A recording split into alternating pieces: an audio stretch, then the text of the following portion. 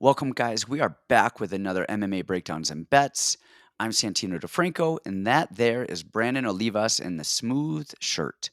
We had a good podcast this show. We had a good one. A lot of fights. A lot of guys you guys probably haven't seen. So I'm really excited to get to this pay-per-view event. Just want to make sure that you guys do us a big favor. Subscribe to the channel. Like us, share all of our stuff. We're super cool guys. You guys know that at this point. We're making money. You guys are making money. You're making money because you're going to the Discord and the Patreon. That link is in our in the show notes. So go check it out. Get all of our picks, all of Brandon's regional stuff. He's killing it.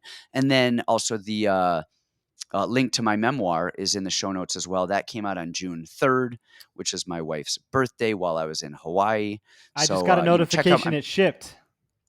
Oh, did it? Nice. Yep. Nice. So check out my memoir. Link is in the show notes. Come say hello on Discord, and we will see you guys there. Hope you enjoyed the show.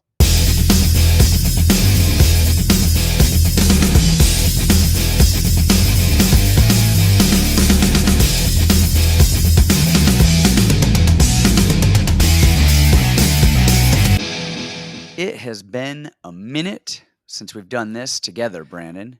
Welcome back. You did it. Man, I don't know if I want to be back. I don't know if I want to be back anywhere except for a beach on Hawaii and sipping Mai Tais. Or what was I sipping? I don't know. I was sipping a lot of stuff. Did you say you were I don't know drunk if Mai every Tais was day? one of You were them. drunk every day in Hawaii? Had a few. I mean, drunk is a strong word. Did I drink every day? Most likely. I think there's a couple days I didn't drink. But there was a lot of days that I did. And those were all good days. God, But it was fun, man. We went to Hawaii 10 days. Saw Green Sand Beach. I guess there's only 3 or 4 of them in the world. what does that So we mean, green hiked. sand beach? I mean, it's a sand, or it's a sand. It's a beach where the sand is green. There's some, not chemical, but some sort of rock or mineral or something in the water that breaks down near the. What is it? Oh, it's an algae. Apparently, my wife is correcting me. It's an algae that grows in that area that breaks down and then gets washed up in the sand. So it's actually, I don't know, a green sand beach. But If you gave we me had to my walk like 2.5. if you gave me my best guess why that was that way, I would say it was like emo kids drinking too much Mountain Dew, pissing into the ocean. That's what I would have guessed. I wish it was that. That just sounds way more interesting than algae. It's the same thing. But yeah, I mean, it was actually a long hike in with my kids. We all hiked in 2.5 or 2.8 miles, I guess it was what it was. But I thought it was like 2 miles in, 2 miles out. And so my kids were a little unhappy with the hike in, the hike out. And then I got into it with this. So the locals, when you park, they have locals there who will truck you in. But if you're not a like Hawaiian resident, you can't drive a vehicle up and in there. And you need a 4-wheel drive vehicle and stuff like that. So most rental cars aren't going to work anyway. So on the way out, there's this woman she's like, oh, it's 6 miles. It's a 6-mile round trip. And I was like, it's 4 miles round trip. And she's like, 6. And I was like, man, my 9-year-old just did it. And there's like this whole family of kind of heavier, plumper people. And she's like, yeah, your 9-year-old do it, but look at his shape. Look at their shape. And I was just laughing. And she said it right in front of the people. I was like, well, they're not going to go with her now. She just called them all fat. And sure as shit, they all went with them. And What, are they but going I to was walk? What's worse, 100% being wrong. offended or being tired, you know? Yeah. So I was wrong though. I looked at like my iPhone and it like tracks how long you've walked. And now it was 2.8 miles each way. So it was definitely 6 miles. closer to 6 miles. So I was wrong, but I was fighting this woman just being a real rude asshole. I know how And you then, get. I know how you get. I've been out to eat with you before. Yeah, she was right. She was 100% right. But Hawaii was good. Went fishing, did Hawaii stuff, and now I'm back. Why are you all dressed up? Why are you fancied up? Getting all fancied up for me over here. Well, you're back. That's a big celebration. And I got some people to That is a impress celebration. now. I got some people to impress now. So I have, from here on out, no more looking raggedy. I have to look my best. Oh, really? All right. So if we're looking our best over there, where are all your gold chains? Well, they're, of course, here. Of course. I don't take Oh, them. are they? Okay. I couldn't see them. No, I don't take. You know what it is for me. Like during COVID, I got really bored. I was making some good money, and I'm like, what can I buy? And I just would like look at baseball players, and I I don't even like baseball, but I'm like, man, they look so cool with their chains. Like they just always got their chains swinging everywhere. And if I'm not grappling, if I'm just kickboxing, uh, it's like 10 levels above. Like I am way better with chains on than with chains off. You sit in the sauna, you lift. It's just everything is better with chains on. It's no In doubt. the sauna, don't they get hot? Fuck yeah, they get hot. It's the mark of the I beast. always see the I always see the football players with them on, and I think those are like probably $100,000 chains around their neck while people are trying to rip their bodies off, and they just don't care. There's just chains everywhere. Oh man, the whole chain And snatching thing is hilarious too. Like, do you remember the dude snatched? I can't even. Maybe Michael Crabtree and reached into his his pads and ripped his chain off, and that was a whole thing. And they're slugging it out on the field. Like, I love that. I love that. oh man, yeah, I don't remember that. Well, glad to be back. Glad you dressed up for me. I hate it when you don't put on airs for me. Makes me sad. I'm just wearing a t-shirt. It's all I ever wear. And yeah, we got actually a first pay-per-view in a little bit, which I feel like pay-per-views for some reason are a little more interesting to look at tape and to talk about. I don't know why. Maybe just because they're bigger cards or bigger names or something. But this one actually isn't. This is I don't know, weird ass Singapore pay-per-view. It's probably going to air at like 3 in the morning. We have some main events and then a bunch of random people on the undercard. So it's still fun though. It's a really low level card, and then a lot of women. The women are the highest level on the card by far, but it's a lot of low level and then women, and so it's an Yeah. interesting dynamic. I think the exciting part of this week is it's like the road to UFC 7 events, and then you have the big event at the very end. So it's like international fight week, but for Singapore, for Asia. Yeah, but the UFC is getting off kind of easy on this one because Glover, champions are getting pay-per-view points. This is going to be probably the lowest selling pay-per-view of the year. It's a weird time. There's not huge stars on it, so they're not going to have to pay their champions a ton of pay-per-view points. Which saves them a couple dollars. You don't We think can Jerry always can save sell? Dana some Remember, money. Jerry was super famous in Japan and Risen and everything like that too. So you got to consider that as a market we don't really know about. So on the international level, though, a lot of the countries just buy the rights and they're aired on like their ESPN or Sky Sports and stuff like that. So they will get money. Like those are just aired. It's not like they're doing pay per view. Not I don't think in every country. I know in some countries, but like things like England, a lot of times Mexico, Brazil, like those aren't people aren't Brazilians aren't paying $80 a pay per Why the view. hell we got to The pay? Why the countries hell we got to pay? That's messed up. we have money. We pay more for pharmaceuticals. We pay more for pay per views. Some bullshit. All right. Yeah. But yeah. Well, let's get into the card. Let's get into the card. We've got I don't even know where we're starting. We're going down the bottom. Oh, so we've got Joselyne. Man, I'm gonna butcher this. I'm gonna butcher Jocelyn. Like, how do I butcher that name? No way. Jocelyn Edwards and No way. yeah, That's how you want to start back? Jos- Wow. Jocelyn Edwards and Ramona Pascual. Um, let's hear your thoughts. Let's hear which. So Let's hear what you you're got going to give first, and this one I'll. to me. This is the one you want Oh, to give I'll to me. take it if you want. I'll take it if you Yeah, you want. lead it off. You lead it off. You go ahead. All right. So I was really, really, really critical of Ramona Pascual in her fight. Who'd she fight? The little 5'2" hobbit that came up from like 104 pounds to fight her at 145 pounds Yeah. and beat her. Right? Um, Josie, whatever. I Josiane don't know. Doesn't Nunes. matter. Nunez, exactly. Um, and Pascual, it's funny because she actually, first of all, actually, the bet that I want, find this odds makers out there, odds people, you people on YouTube. Does Pascual make weight? That's what I want. You give me some odds on her making weight or missing weight. I'm going missing weight 100%. I'll bet everything on it. Like I don't know if she's making 135. So I don't care if she has 2 years to make it. I'm not sure she's making 135. But if she does, she's fighting Jocelyn Edwards, and we're coming up now. She actually moves like she knows how to strike before she strikes. Okay. So she's like glides around, she feints, she kind of moves, and you're like, oh, okay, like let's see what we got here. And then she starts punching, and her head doesn't move, her shoulders don't move, and she just like chin up starts swinging like left, right, like cats, like little kittens on their hind legs, pawing at each other. And it's really weird. And she just gets hit with punches just straight in the air with her chin.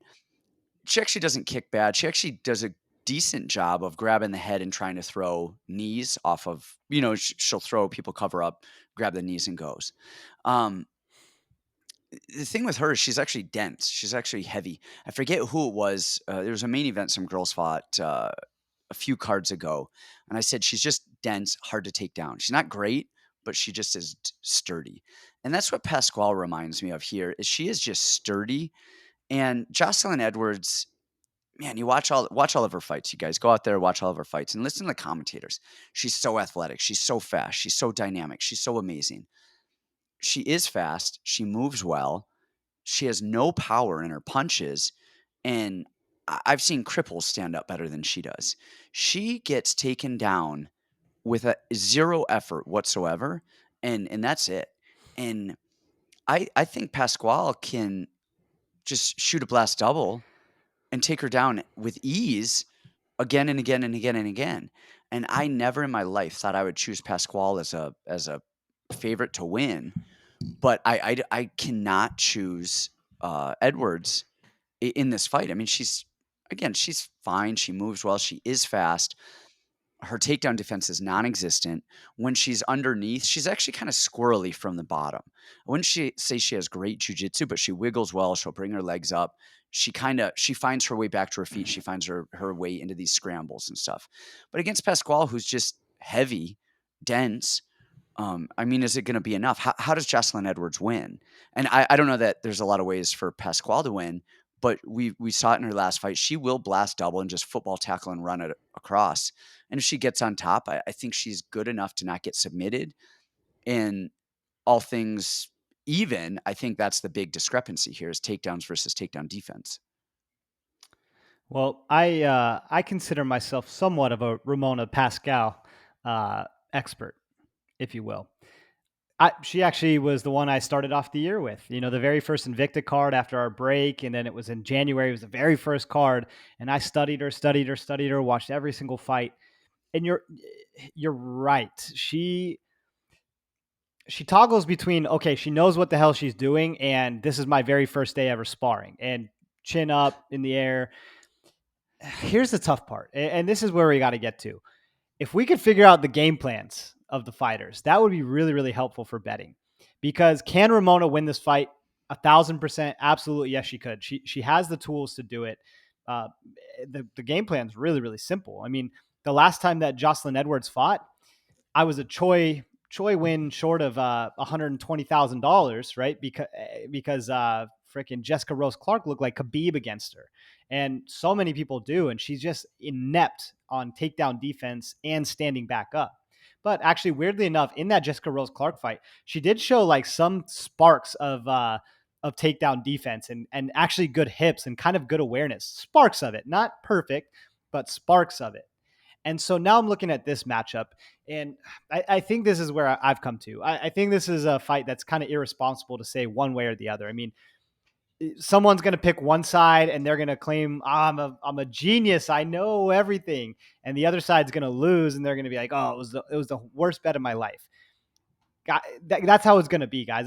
To me, it's hard to know. If we knew Ramona Pascal was going to come out and wrestle, I'd say, put the house. We're good on this. But she's intimidated by the striking a lot of times. And the thing about Jocelyn Edwards is she's fast.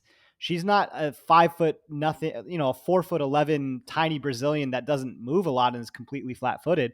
She moves well. She's rangy. She does throw strikes and they're very fast strikes. So I think where I kind of down to with this is I think Jocelyn Edwards is more dynamic and is getting better. I don't want anything to do with this fight. If I had to pick, I would say Jocelyn Edwards, just knowing that Ramona Pascal is at Syndicate MMA and they have maybe the worst game planning I've ever seen. From gym to gym, they have the worst game planning. So knowing Syndicate, they're going to be like, all right, Ramona, here's the game plan. I want you to stay at range and just kickbox. That sounds like the best idea in this fight. Um, Again, Ramona's got all the tools to do it. So if she wins, I'm totally going to understand. Joselyne Edwards been training with Valentina a little bit. I'm hoping that's going to help fight IQ. Maybe I hope it helps wrestling. Maybe I'm hoping she's just too long and too athletic for Ramona, who doesn't really like to be hit and doesn't absorb punches well and doesn't fight well. She does all the mirroring well, but doesn't fight well. So I'm going to go Joselyne Edwards, and it's disgusting for me to say. See, the thing with Edwards that you said that not even Edwards with Pascual, she doesn't take punches well, and she doesn't. She's like closes her eyes and she just chin up and just kind of. It's a weird thing to see. Like you said, a day toggles between kind of knowing what she does and then first day sparring. Joselyne Edwards, have we ever seen her hurt anybody with her hands?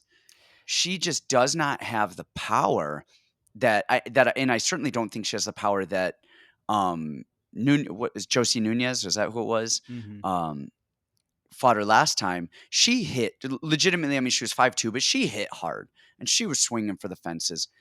I don't.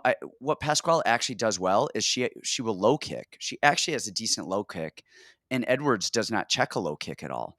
I mean, standing. I think if she blitzes Pascual, she's going to get football tackled to the ground. And on the outside, Pascual is just going to land that low kick, intermixed with Joselyne Edwards peppering up the punches. But I don't think they're going to do enough to really hurt her. And I'm not, throwing Pascual from the rooftops over here. I just think that the power of Joselyne Edwards and her inability, like you're talking about game plan. Man, all right, so they might have bad game plans over there, but they have got to know that you have got to just take her I down, don't give right? I him mean, that they've much got credit. to I know, don't just give him take that much Edwards down. credit. I don't give him that much That credit. is the easiest. You would think. You would That think. is the You would easy. think. It just shoot, fall over, and Joselyne Edwards is coming with you. That's all she has to do is trip and trip forward, as long as she doesn't trip backwards and she gets a takedown. I would like to see And the I think coach's she can notes win for that. this one because it's going to be stay at range and play the long game and kickbox. I know it. I know it. I know it. My only thing with Ramona is she's not comfortable enough fighting yet where she blends them well. That's the one thing that I really noticed with her is she's either striking or she is wrestling, and she doesn't know how to blend those two together yet. And so the only thing that I was seeing is that she's going to throw her combo, throw her kicks, and then jump to the wrestling. And as bad as Joselyne Edwards is, she will see this coming from Hong Kong, China, and she will be able to get her hips out of the way. That was my only thing, It and I doesn't matter if hate she this does fight. get her hips out of the way. Joselyne Edwards could defend the takedown, move, go home, and then still fall over from whatever vibrations are left in the earth from 7 hours. I mean, she's getting taken down. I hope this fight And gets canceled. Pascual, she did show some decent fight IQ with taking Josie down last time. I mean, No, she she took her didn't down a because few she did times. it in the Glass doubled very her in that last presser. 10 seconds of the round. It's like you're fighting a hobbit who has zero takedown defense, up like 3 weight classes, and you couldn't beat her, who stands flat-footed, throws overhands and no takedown defense and horrible cardio, and you wait until the last 30 seconds to go for a takedown. That's what I'm talking about. It's like the worst game planning of all time. Of all time. If there's anyone that Ramona could have big-bodied and big-brothered and beat, it was her. It was her, him, her, whatever. It was that. It was Nunez. So Now, we always tell you guys, don't bet a bad fighter. And both of these are bad fighters. All right. So both. both of these are bad fighters.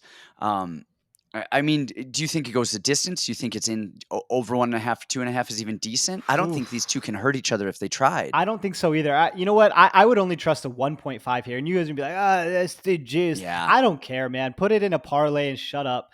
1.5, I think is fine. I think it's going to be a takedown and Joselyne trying to stand up for 2 minutes and then a little bit of flurry on the feet. Ramona's going to show how tough her chin is. And then, after that, we'll see. But I think 1.5 is solid. All right. Well, let's not spend too much more time on this. And another thing. Next up, we've got Na Liang and Silvana Gomez Juarez. Gomez Juarez is 10-4. She is, oh my gosh, she's 37 years old. I didn't realize she was that old. and then we have Na Lang, who is 25 and 19-5. All right, so I'm looking at the notes here. The We know Gomez Juarez because she just fought Vanessa Demopoulos, and she actually, I mean, she's solid. I actually like her. She's got a clean stand up. One thing she does that we don't even see like champion strikers in MMA do all the time is always lateral movement, always inching left, always inching right. She does the right stuff. She's got a good jab. In her fight before she got to the UFC, it looks like 5-10 seconds in, she got hit with a hard overhand that, I mean, I don't know, but it kind of looks like she broke her orbital. The way it swells up that fast, it just looks like a broken orbital. I've seen enough Hey, to who kind who of she get hit by? have Who some she get idea. hit by? Who was it? Who she get hit by? I forget. It was Lupi Godinez. No, that wasn't. No, no, no, no. This was a UWC fight. Let me see who it Oh, was. okay, It okay. wasn't Oh, Loopy. that The was fight before that, the Gisele Gisele Pereira. Perea. Yeah, Yes. Yeah, that was the fight. So no, I mean like right, like 5 seconds in, boom, she got hit. Her eye was yeah. swollen shut, probably a broken orbital, and she didn't even like wince. I mean, she was just fine. She went into the second round, didn't bother her at all. Um, Really sharp jab, really good lateral movement. And I don't mean like shuffling, running left and right. I mean inching left, inching right, always moving, always angling after her punches. She's got a really good outside and inside low kick, and she mixes them well. She goes outside, she goes outside. Then right as you think she's going outside, she goes inside and kicks, girls' legs out. Um, in her takedown defense isn't amazing, but it's not bad. I mean, she tries to do the right stuff. She's getting better. She tries to do the right stuff. She's just not quite there yet. But when she does get taken down, and we saw this even in the Loopy fight, she's doing the right stuff to get up. She doesn't play on her back. She butt scoots to the cage. She turns. She starts fighting the hands. She starts getting tall. Actually, even in the Loopy fight, she got up once and then she got dragged down again. But I mean, that's Loopy, who is phenomenal at what she does. You can't, discredit Juarez for that. That's just Loopy doing a great job there. Um, the Vanessa fight, of course, we saw her get armbar, drop Vanessa, jumped on her, got the armbar, got armbarred with the Loopy fight too. But she does all of the stuff well. Liang, on the other hand, is wild. Like we saw her against Carnelosi, who you and I talked about last week or the week before. I guess it was the week before, and she is not very good. Carnelosi is not very good, and Liang came out like a buzzsaw, full adrenaline, went bananas, and so it's hard to see for me anyway. It was hard for me to kind of even decide, is she a decent striker or not? Because she was just so wild. But a lot of that was adrenaline, a lot of it was craziness, a lot of that was fighting Carnelossi. And so it's hard to tell. She actually transitions well on the ground with jujitsu. Her takedowns aren't great, but she will go, and we saw it with the Carnelossi fight, Kimura, armbar, transition. So she's not the worst. I think we're going to see a much better Lang this time than we did last time because I think the adrenaline is going to kind of calm down. It's the same thing that I said on the Patreon about the Dennis this last fight, Saint whatever it was. He fought Stoltz. I still thought Stoltz was going to win, and I was 100% wrong there. I didn't get to But see I that fight. thought Was it horrible, one-sided? it was horrible. Stoltz just, I mean, he actually hurt Dennis a couple times just right. Every time he touched Wow. him standing, he hurt him, but he just got taken down. Dennis locked the legs up, took his back, choked him out. It was like super, super, super dominant. And that's a really important. We're not just BSing here. That's important for later on this card. But okay, all For right. later. Yeah, yeah. Yes, it's very important for later. Okay. But no, I was actually shocked at that. But, in Saint Denis's first fight, again, he looked, I said this, in the Discord, I thought he had an adrenaline dump. You can kinda tell when people are just slow and not moving a lot right off the bat, you're like, that adrenaline got him. So I think we're gonna see a better Lang. That said, I think Juarez is a freaking lock here. I think she's the better fighter. I think she's the more seasoned fighter. She's the better striker. She knows she's got a little bit better fight IQ. And then the other one that I really like here is that the fight does not go the distance because, I mean, Juarez does not. She's 10-4. She's got a couple decisions, but not any lately. And Lang has 24 fights, and only one has gone to a decision. So whatever does not go the distance, under 2.5, whatever odds you can find there, I think are just solid. Well, maybe I'm going the other way in this one. Yeah, so okay, the Na Liang Ariane Carnelossi fight. That was here's what people don't understand. And I was trying to explain adrenaline dumps on Twitter, and some Uncle Wheezy, who I know follows us and interacts with us a lot, and he's like, dude, she gasses in all of her fights.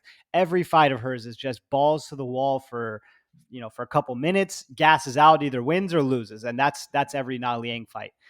But that was the very first fight in the COVID era with a crowd. It was her first time in the United States, her first time in the UFC. There was so many firsts for her. So many on a pay-per-view, so many things that would just be insane adrenaline, especially what was she, 24 at the time? I mean, man, if you drop me in Argentina tomorrow and I fought in the world's biggest promotion in Argentina, I'll be freaked out on a pay-per-view. You know what I mean? And I would have an adrenaline dump. That's human nature. That's everybody. But if there's a trend here, that might be a little bit different. So I do think she's going to look a million times better than she did in that first fight. But old habits die hard. I mean, how long ago were some of these fights? 2021, 2021, 2020, end of 2020. So, old habits are going to die hard. And what she is she's a balls to the wall fighter. That's what she is. What upsets me with her is her grappling is good. For as long as she goes, it is very, very good.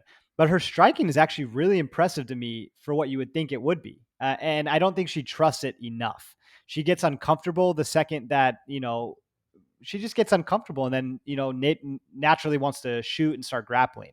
I think you're dead on with Silvana. She's had a tough go of things. She got loopy in her first fight. Any excuse for me to watch Loopy film is a good day. But even Loopy had a lot of trouble keeping her down. And Loopy's a very dominant wrestler. I mean, we just saw what she did to Carnelossi. Loopy had trouble keeping her down. And if I'm being dead honest, if Loopy doesn't catch that kind of crazy armbar, and when Loopy comes out here, we're gonna fix that. We're gonna get her choking people from the back, not dropping for arm bars and giving up position. But if she doesn't hit that armbar, that fight might be a little bit different. I mean, she had tried 50 takedowns already at that point. She's pretty muscular, and Silvana's still kind of cruising. So that was bad luck. And then obviously with Vanessa, right? She came out, dropped her, and then went to go finish and kind of got caught up in a sticky situation with somebody who I've rolled with a lot. I know has crazy strong legs and very like weird, awkward jujitsu. And if she doesn't want to let go, she's not going to let go, right? So I think she's got a really bad rap since she's been in the UFC. And it's funny how times will change, right? Because when she was going to fight Loopy, I was like, oh, this is what she does bad, blah, blah, blah, blah, blah. And now I'm giving what she does well. And even in her losses, I'm like, okay, well, here's what we can take from this. I like Silvana here. I think Na Liang's going to throw everything in the kitchen sink at her for the first round. Weirdly enough, I could see this going to decision. I could see Silvana, just kind of outpointing her, outstriking her, outclassing her, out cardioing her for 3 rounds if Na Liang settles in a bit.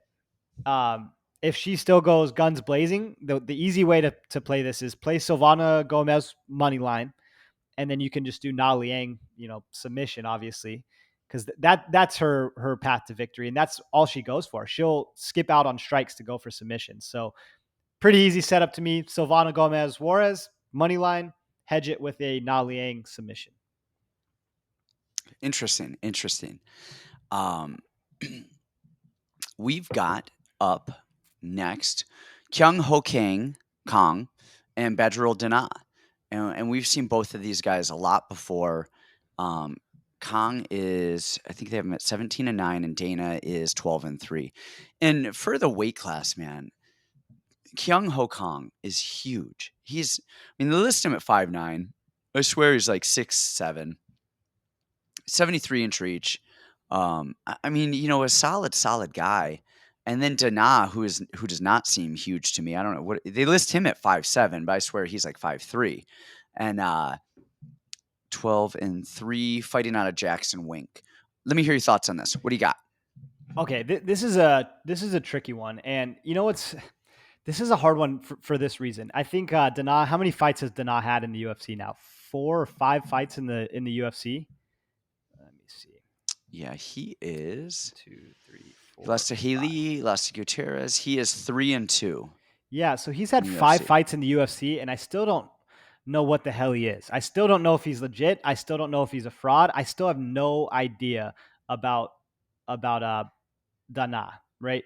His fight with Lee was probably the best fight just to see his overall skills, and his skills look solid. He's a decent kickboxer. He's actually got pretty impressive wrestling. He countered and did a lot of things really, really well against Lee, right? Then the next fight, he fights Guido Canetti. We don't really put a lot of stock into that one. I mean, Guido's should be a flyweight and he's old and everything else. He KO'd Kevin in 50 seconds, and then he beat Brandon Davis on short notice, and then lost to Chris Gutierrez, and honestly kind of got pieced up by Chris Gutierrez, even with pressing the action. So this one is really interesting to me because when I look at Kyung Ho Kang, okay, that's going to get rough. He's a pretty decent, he's a pretty good striker. He is very slick, very technical. The way that he pulls, the way that he sees things. He's got a great jab. He's got great straight punches. He's a very educated, very, very clean striker. And then you look at his wrestling. When he wants to wrestle, his wrestling is very, very good too. I mean, this guy has all the skills in the world. I had to keep looking up his record because I'm going, how is this guy 17-9? Especially with a lot of losses coming outside the UFC. How is this guy 17-9? He's ultra talented. He's huge for the weight class. Like, what is the deal here? Um, I think he's at is he at Team Alpha Male? I'm not really sure. But God, this guy has 5 I split don't know. decisions in the UFC. 5 split decisions. Ricardo Ramos, Brandon Davis, Pingala Yu, and Tanaka. I like this guy. I think he's an educated enough striker to just step out of the way of Danaa's just big loopy overhands. We saw in the Chris Gutierrez fight is when he couldn't find Chris Gutierrez, he started to wear down. He started to get tired. And, the other guys came to fight him. All those other guys, they came to fight Danaa. Kang doesn't have to fight Danaa. He can be a slick striker in and out of the pocket. It's pretty easy to see those overhands coming if you're not just standing right there to be hit, like a lot of the opponents were. Kevin was in his face. Brandon Davis was in his face. Guido is just Guido. I think Kang has way more ways to win. I think he's probably got better cardio. Not necessarily better wrestling, but better wrestling over the course of 15 minutes. And I like his striking a lot too. I think he's super educated. Give me Kang all day. See, I think King striking. First of all, I mean he's long, he's rangy, and he does the. We were talking about it a little bit earlier the square shoulders thing. He kind of leads square. We don't traditionally you don't want square shoulders. All right, you want narrow shoulders. All right, but when you go square shoulders, generally you're drawing somebody in. Okay, and he goes square shoulders and he likes to pull and fire his right hand over people's jabs. So he's there, he's square shoulders, he's leaning forward, he's trying to draw him in, and he pulls. He pulls over people's jab. And then, of course, he'll pull, feint.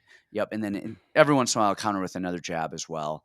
Um, Kicks are somewhat negligible. I think his strongest point, though, is his jujitsu. His jujitsu, his top game, I think is that.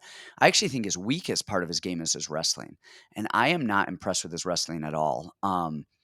It I wouldn't say not at all. I would say that if people aren't great wrestlers, he will get the takedown on.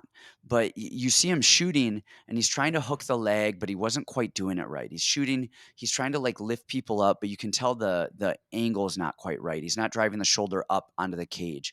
He's not cutting the corner around. He's an okay wrestler. It's almost like he wrestled growing up, but hasn't been able to transfer it into actual cage wrestling yet, for lack of a better analogy. And on the other side with Danaa, I mean, we saw Danaa defend, good. He showed some good wrestling with Haley. So, and Haley is a very, very good wrestler. I've been training with Um, Haley. I know how good he is everywhere. So that says a lot about Danaa just for having a competitive fight like that. yeah, and Danaa hits hard. He moves well. His best strike is his left hook. Okay, so he will throw overhand and then another. He'll throw a right overhand, follow it with a big left hook, almost like a left overhand, and then he will rock back. He draws people in, and as they're blitzing him, he rocks back and hits them with beautiful check hooks. That's what he hit Kevin with, and that's what he hit.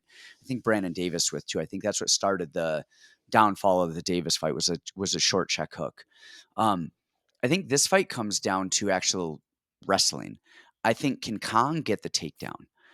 If he doesn't, I actually think Danaa is going to batter him standing. And Chris Gutierrez, we've been critical of him in the past, but what he does, man, is he moves well. He glides in and Never out. He is stops. switching stances, and it really if you're not used to fighting somebody like that, it's going to be a hard fight for you. And I think Gutierrez, man, I think he's just better than people give him credit for. And I think Gutierrez was winning that first round, but in the second round, I actually think Danaa started putting it on him and started finding his range a little bit and started crowding him and swinging and going. And I think the tides were starting to turn. Then, of course, he got hit with the spinning back fist or back elbow. I forget what it That was, forward but pressure is whatever. something to behold because he doesn't care and he'll just keep pressing always. Yes. And I think outside of wild stuff, a spinning back fist, some weird stuff, I think Danaa is going to beat Kang up standing. And I think when Kang gets hit by Danaa, he's going to want to start wrestling. And then it comes down to, can he get him down? Can he get him down and can he secure the back and can he start grinding him out? And I don't know that he can. I'm leaning Danaa here. I'm not super confident in that pick, but I'm definitely leaning that direction here. Um, just, I don't know. That's my take on it. I think the fight's not going to go the distance. That's what I think. Is Kang can get beat up on the feet, or I think he can get a submission on a tired Danaa. So I think that's a good play. I like that. I like that. Khan can get a submission, or Danaa can get a knockout. But let's look really quickly before we're done with this. He lost a Hanayaya decision. Decision. He did get a rear naked choke back in 2019. Decision, triangle choke, Guido Canetti. Guido Canetti took Kong down. All right. Like, man, I just, that's why I'm not, Don't disrespect the there's some goat. things here. um, again, I am not overly impressed with his wrestling. And I think his back control is really good. I think his rear naked choke finishing ability is not as good. In this day and age, the two things that we see so often, people get a takedown, but they can't maintain it. They can't control because everybody is so good at getting to their, knees, getting to a hip heights We're going to position talk and about back that up off the later. I already cage. said that. We're going to talk about that later. But the other thing that we see a lot is people get back control and they can't finish a rear naked choke. And I think, does Kong ride him out a little bit? Maybe. Does he finish it? I don't know. And if he doesn't finish it, you give Danaa a lot of chances. And we talked about this a little bit earlier. Judging. Hmm. We're in Singapore, so I don't know who the judges are going to be. A lot of times when they travel internationally, they bring the Vegas judges over with them. But lately, you could get 4 minutes of control time, but if you're not really doing damage with it and somebody else gets up and throws some punches and does a little bit of damage, that 1 minute of striking damage could equal 4 minutes of control damage for what we've seen lately on judging. And people are going to judge, or lately anyway, what we've seen is they're judging offensive striking and defensive wrestling much higher than offensive wrestling and ground control without damage. Then I guess it's going to be kind of that same angle that we were saying in the Danaa and Chris Gutierrez fight, and that was my whole point with that fight was, hey, the forward pressure and the striking and just the volume of Danaa is going to outpoint Chris and look better for the judges. So I'm just interested to see how the striking dynamic plays out because I know Danaa is solid kickboxer, I think, but all of his shots are so short and so loopy that I don't understand how he's actually hitting these guys. He's not extending his punches. And so I'm really interested to see this like clean, kind of beautiful striker in Kong versus kind of this just mauler, like forward pressing. I'm gonna loop some overhands and some check hooks. I'm just interested to see that battle play out. So maybe you might have swung me to Danaa. I think this is a complete toss up fight, but I think fight doesn't go the distance is probably going to be the best play here. Yeah, and let me just say, I do think it's a pretty close to a toss up. I'm not shouting Danaa huge or anything. I'm kind of leaning Danaa because I'm not sure that Kong can get the takedown, but that doesn't mean that Kong won't get the takedown. So, I think if he can't, I think it goes Danaa's way. But I think if he can get the takedown and if he can do it more than once, He needs 2 takedowns, 1 in round 1, 1 in round 2, or 1 in round 2, 1 in round 3. Um, and that's really it. He needs to get 2 takedowns to win him 2 rounds, and if he can do that, he can win this fight. Alrighty. Who do we have next? What do we have next? We've got Jake Matthews and Andre Fialho. All right, man. Let's tell us about Fialho. I know you love you some Fialho. I do love me some Fialho, and here's why. I think this guy's really, really, really solid. His striking to me is beautiful. Now, people were pissing me off in the chat. He's so defensively irresponsible, and he sucks defensively. And blah blah blah blah blah blah blah blah blah. He's doing it on purpose. He's staying in range so he can counter back, and that's the thing that people don't really understand. Watch the Baeza fight. He took a second to kind of understand Baeza's range because he's super tall and super long. But the thing that Fialho tries to do, he does slip punches. I mean, he slipped 10 punches in a row in that fight, but he likes to counter back. He never overextends on punches. He wants to be right there in the pocket, close enough where if you miss and he gets back just far enough that he's still in range to blast you, because that's where a lot of his power and where a lot of his counters are coming from. People don't understand how amazing Fialho actually is. They say, "Oh, he got rocked in the Pereira fight and he got rocked in the Van Camp fight." Okay, you're right. I get that. He got hit behind the temple, but that's a fight, guys. The part is he recovered fine. He's got a very good chin, but he's in range and he's knocking these guys out and he's putting the pressure on people and he's showing amazing skills. My favorite part about him is he's really just kind of taken his, the Henry Hoof school of kickboxing. Keep it simple, stupid. I'm going to have head movement. I'm going to throw jabs, low kicks. I'm going to check kicks. Like, I really, really, really like Fialho. Now, this matchup in particular, I think this is probably one of his tougher fights to date, no doubt. Jake Matthews, I think, is very, very solid. But I think the one argument here, we don't really know how great Fialho's, stand-up game is and his fight IQ. But I think from being a Sanford mainstay and being with Henry and Greg Jones and all those guys, I think it's solid. And he's shown solid skills before, even pre-UFC, on takedown defense and stand-ups. I think he's going to be solid and covered there, right? So then we have Jake Matthews, who is not a marathon runner, okay? Because then the big question of this fight is cardio. Jake Matthews is not a marathon runner either. The one fight that we really saw him throw a grappling heavy game plan was against Emeev Meek, who is weirdly kind of similar to Fialho, as in he's a forward pressing striker who's not necessarily a wrestler by any means. And, we saw him take him down and Meek stood up. Then we saw him drop Meek and Meek stood up. And then we saw him take Meek down again and Meek stood right back up.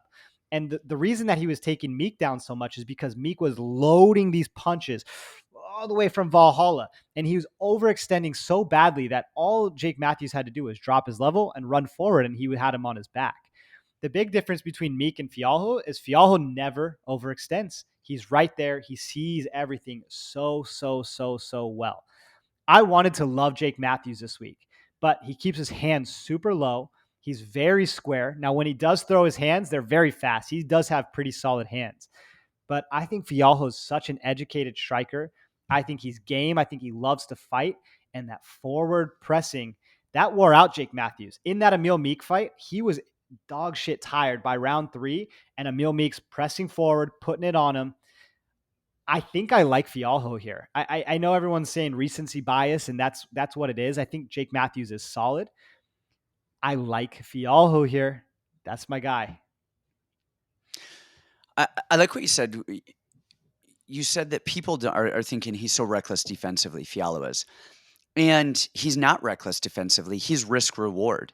And if you actually watch when people throw, Pereira did it, Baeza did it, 3, 4, 5, 6, 7 punch combos at him, his head is moving. He is a very adept He slipped like striker, 90% of defensive them. striker. Yeah. Yes, he's good. Now he gets hit when people are throwing like one punch, because if you move, I don't know, we'll say 8 inches out of the way. Well, that just took your balance, your counter off quite a bit.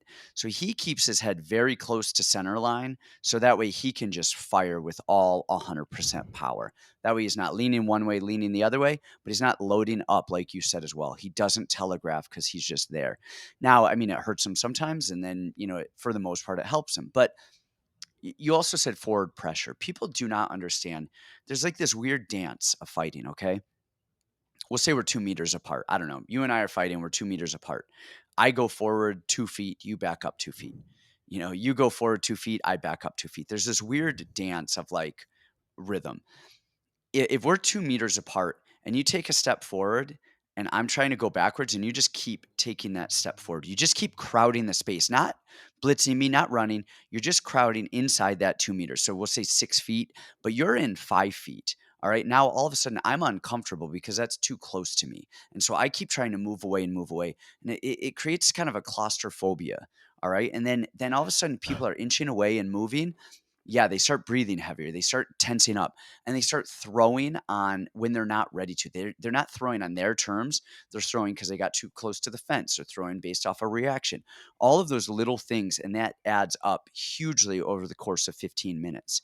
Um, Fialho has great low kicks. Matthews doesn't kick at all, and he doesn't check kicks at all.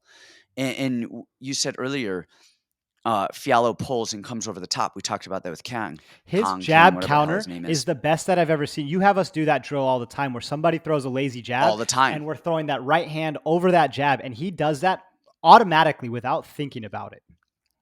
Yep. He pulls, slides off to his left, fires the overhand over the top. Now, the other thing that's effective is, of course, he does it over the jab. Matthews double jabs a lot.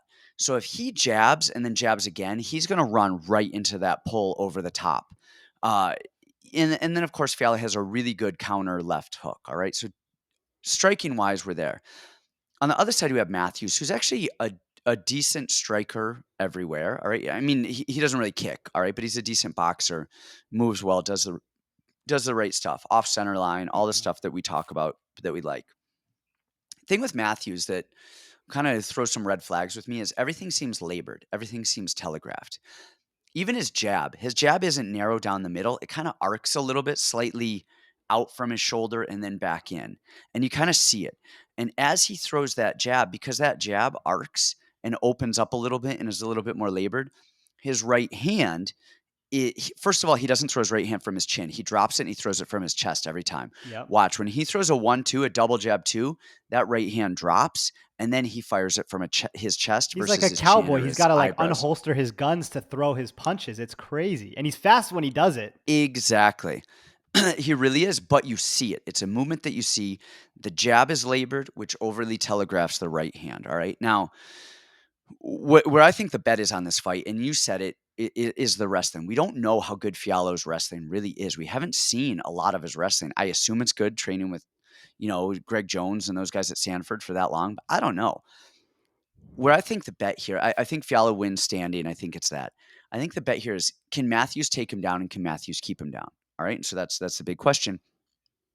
Bet this fight live. You bet this fight, have it open on your phone, have ready to like bet whoever you want.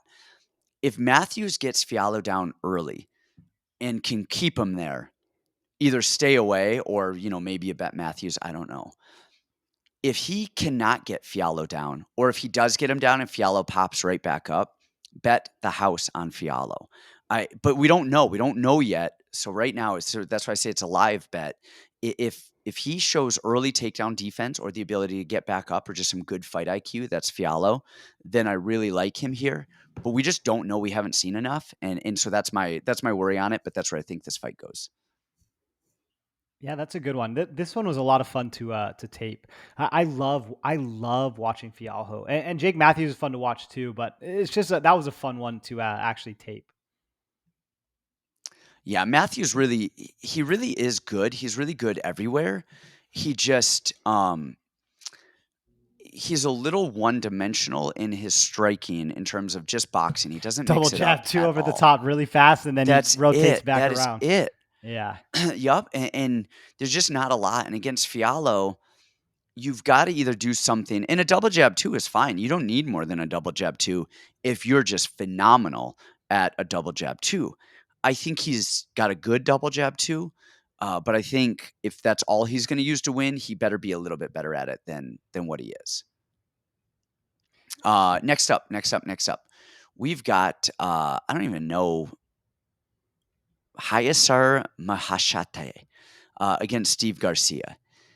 And this is a weird one to Can I me. take this one? Whole Oh man, go for it, and then I have stuff to say too cuz you guys out there listening, a lot of times like something like that, I'll be, like, "Hey Brandon, why don't you take this one cuz I didn't watch film," or "Hey blah blah blah," or "This is a weird one." I watched film on every freaking one of these fights, and so many of these fights are odd, weird fights, and they're just very interesting, and there's some funny details on so many of these, just like the last one we just talked about, how he drops his right hand, Matthews, and how I mean, just these little tells. There was a lot of little tells, little details that I think you're going to hear me anyway. I don't know what Brandon, I don't know what you're going to say, but you're probably going to hear me say some different technical things on a lot of these fights. So go for it, and then I'll give my two All right, I'll, cents. I'll give the broad strokes, and then you can kind of to pinpoint us down. But there's a bet that I've already placed that I really really like here. I don't know. Maybe I should say. Maybe I shouldn't say. I don't know because I want to reload it. But Maheshate, I like this kid. I really like this kid. I think first of all, both these guys are very very tall for the weight class. Not for the weight class, but just tall. They're both 6 feet tall.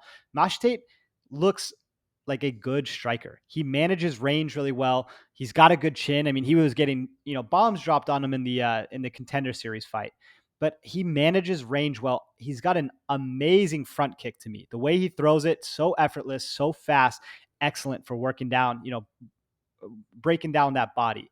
His straight punches are really clean, and for somebody his age, I think he's only 22. His composure is excellent. It is very, very impressive because I did not act that way at 22. Everything was wide eyes, even still, maybe to this day. That dude was in the fight of his life. He was a huge underdog, first time in America, and he just kept us cool. Now, there was another fight. There's only 2 fights. So on Tape Index, there was another fight against a combat Sambo Russian. Now, he got mauled in that fight. He got just absolutely ragdolled the entire fight. But he was 19 years old. Okay. He was 19 years old making his MMA debut in a fight he was supposed to lose against a combat Sambo world champion, even if he wasn't a combat Sambo world champion. That's a grown man from Russia with accolades in wrestling against a 19-year-old Chinese kid making his pro debut. And I actually saw some things I really, really liked in that fight. Some transitions I liked, some stand-ups I liked, some peeking out, doing certain things. He just didn't have the man body to actually get up, right? And then he had a Russian with a death grip. So, man, do I like this kid. I really, really like this kid. And I think he has potential. Now, set the scene, right? We're in Singapore. It's not a far away from China, but it's a hell of a long way from New Mexico. So who do they want to win here? Who do they want to showcase? I would say it's Maheshate, right? The guy that they pulled from Contender Series. He's fighting in Asia. I think I think this is a showcase spot for him. And I think somebody at the UFCPI China, I think somebody knows something about this kid because they gave him a, I don't want to say an easy matchup, but they didn't give him, Armin Sarukian in his first fight. They're giving him Steve Garcia. Now, Steve Garcia is a grinder and he's a tough dude, but he's about as unathletic as they come. I mean, he's kind of a bag of milk. And they've talked about this before. He's a bantamweight that took a short notice fight at 155, and they said, all right, he's going to go back down to 45. Well, he's still fighting this one at 55 against an uber athletic Chinese kid that's from the PI in a market that they're trying to build. This kid is at Jackson Wink, which we've kind of known the fall off of Jackson Wink. It's, one camp here, one camp there. It's just kind of all over the place. But the kid's striking is sloppy. He's, big overhands. And the one thing I would say is in every fight, he gets rocked. Every single fight, this guy gets hurt. He almost got KO'd by Charlie Ontiveros, which, okay, I can understand that. He's a little bit of an awkward striker, different angles. He got hit with an axe kick, which is something we don't see very often. But then he got dropped again in the second round. And the fight before that, Luis Pena hurt him. And the fight before that, Jose Mariscal hurt him several times. Now, just as a nerd, if you guys want a fun little fight to watch, go watch Steve Garcia versus Jose Mariscal. It was one of the most unbelievable fights I have ever seen, followed by the worst ending I have ever seen in my life. But my big takeaway from that is Steve Garcia gets chinned all the time. Every fight, he's getting hurt. Cannot hold anybody down. Cannot hold anybody down. I mean, everybody by the by his aggression, by how much he's trying to do, he never secures anything. So it's just kind of a tornado the entire time. Um, his jujitsu's okay, his wrestling's okay, his fight IQ is decent, or at least transitionally in grappling exchanges is decent. I think they're giving this a tee up for Maheshate here. So the bet that I took that I really, really like. So on Bet Online, they offer point spreads, like in fight point spreads. So I took Maheshate plus 3.5. So that just means he can still lose the fight, but if he loses 29-28, we cash the bet. If he finishes him or if he wins the fight by decision, we cash the bet. All those circumstances, that's plus 125. To me, man, he drops him one time or he just outclasses him for one round. That's an easy win right there. So that's what I got on that one. Okay. Okay.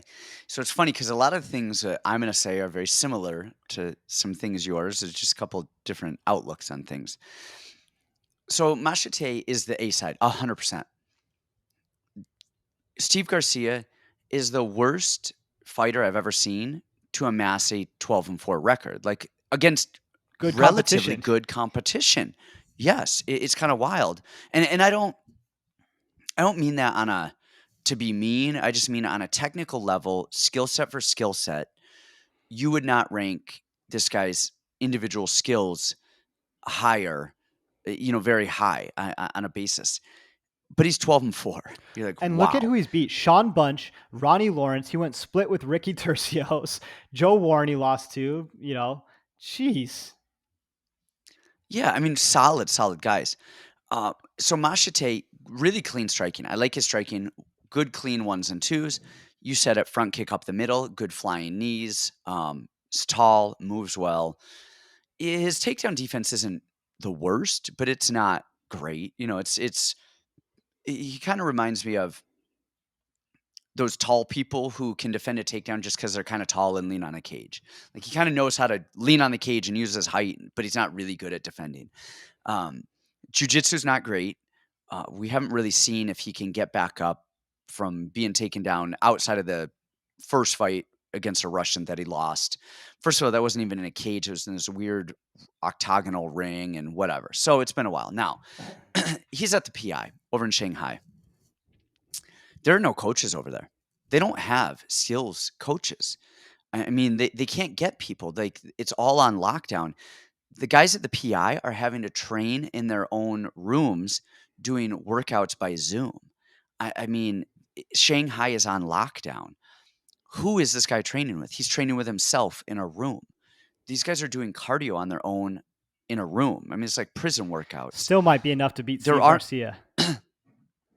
there aren't coaches over there. Like I got asked to go over to Shanghai and be a MMA coach, and I declined it.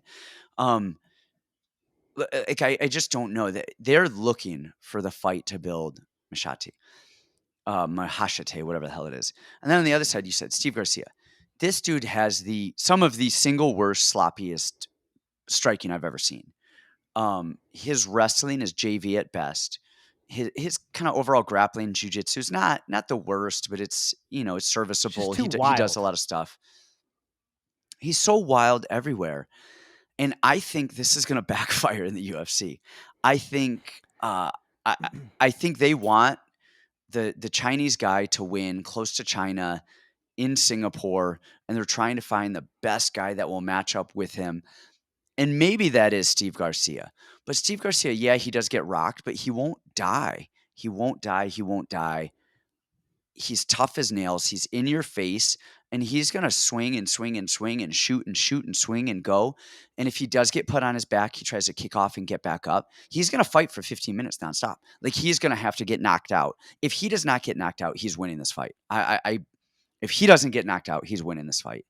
And I think he's going to maybe round 1 might be even if he doesn't get knocked out, and then round 2 and 3, he just is gonna buzzsaw and whirl and go, and I think that's I can't even fathom that I'm saying that Steve Garcia is gonna win a fight in the UFC. Not I mean, he's done stuff before, he's won fights, but I think they're hoping for the local guy to win, and I think it's gonna backfire. All right, we'll have to agree to disagree. The reason that I'm playing the spread line instead of the money line on Maheshate because it covers more win conditions, and I think his money line, like the dog line, is like 155, but the spread line is 125, and so I think Maheshate can easily win a round. I think he could win the fight, just personally. Um, so that's why I'm playing that one pretty heavy. I really like that spot. Yeah. That's a super interesting line. I'm talking just, like, winning and losing the fight. Hmm. And again, he should win. He's the A side. He's the guy that they want to win. And they're going, "Hey, Steve Garcia is our guinea pig right here." And I just think that they chose. I don't know that they're going to How find the many right bad guinea pig matchups can for they him. give these guys? They're trying so freaking hard to get these guys to win. Zurong just got cut. They gave him Kazula Vargas. They gave him Kazula Vargas, and he couldn't win that fight. And then they say, "All right, well, next up we're gonna try Ignacio Bahamondes, trying to get him a win." Like, come on, you guys. Who? Let me be the They matchmaker. I'll get giving them Na some wins. Lang Carnelossi. They gave Na Lang Carnelossi expecting her to Jeez. starch her, and she lost. I mean, these guys out of the Chinese PI, um, they don't have the coaching in MMA as a whole to really push them to that next level. They have the talent. I mean, we've got 3 I think guys we from got the China best right now. ones. We've got some great ones. We have Haley, we have AQ, and we have Balajin. And they left China because they don't have the coaching there. So, um, You know my what? I just actually. right now Oh, go ahead. I was gonna say just especially during this time with COVID and the Shanghai lockdown. Shanghai is locked down. Go online, you guys, and Google Shanghai lockdowns right now. It is nuts. It's weird, weird, crazy nuts. And that's what they're dealing with right now. And this is where this guy's supposed to be training in Shanghai during all of this. It's crazy. I've been getting some good work in with Haley and AQ. For some reason, AQ has taken a liking to me or a hatred to me. Either way, he wants to be my partner in every single drill, striking, wrestling, and there's no like going light. There's no drilling. It's just I'm gonna kick you as hard as I can, even if we're just practicing a move or a combo. And I'm like, okay. And after practice, you good jujitsu, you jujitsu good. Thank you. And he goes, you do this like Santino. And I said, yes, I learned from Santino. I'm Santino Brown. Oh, you did it. And I just thought that was funny. But I actually asked Haley about this fight in particular. I said, hey, did you train with Maheshate out there? And he's like, yes, actually I did. And he goes, he is good. He's very young. And this is funny because we're kind of talking in broken English, trying to show the tapology. Yeah. And he said, actually, I've trained with Steve Garcia also. He's like, when I went to Jackson Wink, kind of, training at the different gyms, he goes, I trained with Steve Garcia also. You guys want to know his analysis for this fight? Absolutely. 50-50. Right? Yeah. I mean, that's like this should be his fight hands down. And it's a 50-50 fight. I think that's it. I think it's a freaking coin toss, and I think Garcia is gonna probably find a way to get the freaking win. I hope Maheshate gets it done. Apparently, this is the last fight on Steve Garcia's contract, and he's talking about coming out guns blazing. And ironically, every time you try to kill somebody, that's when you get KO'd brutally. Yeah, So, that's when you get killed. yeah, But if this was the first fight or the second fight or the 50th fight, he's coming out guns blazing. Like, yeah. of course he's coming out guns blazing. That's what he's done in every single one of his fights. He's Of been course he going to the is. Na This Liang is nothing new school to us. of fighting. Yeah. Alrighty. All right, next up, we've got SeungWoo Choi against Joshua Culibao. Um, man, and Culibao made his debut against Jalen Turner on short notice, and man, that is a tough task. If I am driving a Humvee, I don't want to fight Jalen Turner. Like I wouldn't risk trying to run him over with my car because he was very mediocre. I think he was like 6-3 or something when he got to the UFC or six. I don't even know, but then he's just figured it out. He's put it together. He's dangerous. He's scary. That said, Culibao was never in that fight, and I mean never. Like, he was scared, he was nervous, and he was getting beat up. Like, he was a lamb to slaughter over there. Um, then we see him. I'm pulling up his record now. So he fought Turner, then the Charles Jourdain fight. All right, and that was weird when he dropped Jourdain, but he dropped him when Jourdain went full Jourdain. And, Jourdain was looking very good and did a lot of really good stuff. And then he spinning back fist and, Kiribao just punched him in the face. Hit him with a straight punch. I don't remember if it was straight left or straight right because he switched his stances quite a bit, but it was just a short little straight punch, which is actually Kulibao's best punch. It doesn't matter which stance he is. When he just leads with this dart cross, just a dart right hand or a dart left hand, that's his best punch by far. And we'll get more into him, in a bit. And then he beat Shailian Nurbanbeki. I don't even know what that word is. I We don't know just who call it him the is. I don't know the Soriano word. killer. Oh my gosh, yes. Like, I don't even know how to say that. That's well beyond my pay grade. And the thing with Culibao is he does everything. His fight IQ is infinitely above his skill set. He moves well. He has good head movement. His choice of strikes is phenomenal. He's throwing a jab, then a low kick, then coming with a two, seamlessly switching stances, firing a left middle kick, coming back. Everything on the planet. But my issue with him is none of it is phenomenal. It's almost like he learned combinations before he learned how to punch, before he learned how to kick. And so his jab is a little labored and kind of telegraphed. And when he throws his kicks, he loads up on them and then he swings. And then, he switches stances seamlessly, but then he's going to throw a left hook and he kind of drops it and loops it. Like I said, his straight dart punches are the best. His wrestling, again, is not bad, but it's kind of, we saw him in his last fight getting scooping. Like we always talk about Sean Brady. Sean Brady gets you to the cage. Those Philly guys are dragging you off. They're scooping your leg, going outside the leg, dragging you down, pulling it through. He was doing that, but he didn't have him anchored correctly. He wasn't putting the weight on a leg correctly. So he scoops the leg. He hooks his right leg over his opponent's left leg on the cage and is kind of hanging there, hoping he falls. But he didn't fall because Culibao didn't do it right. And he does everything decently, but nothing phenomenally. But he fights well. He fights way above. He moves well. He doesn't get hit too much. On the other side of that, we have Choi, who honestly does almost everything very well. He's very good. Um, his left hook is beautiful. His striking as a whole is just amazing. His takedown defense is good, and he's tall. And his trips and his offensive takedowns are pretty good too. We saw, who was it? I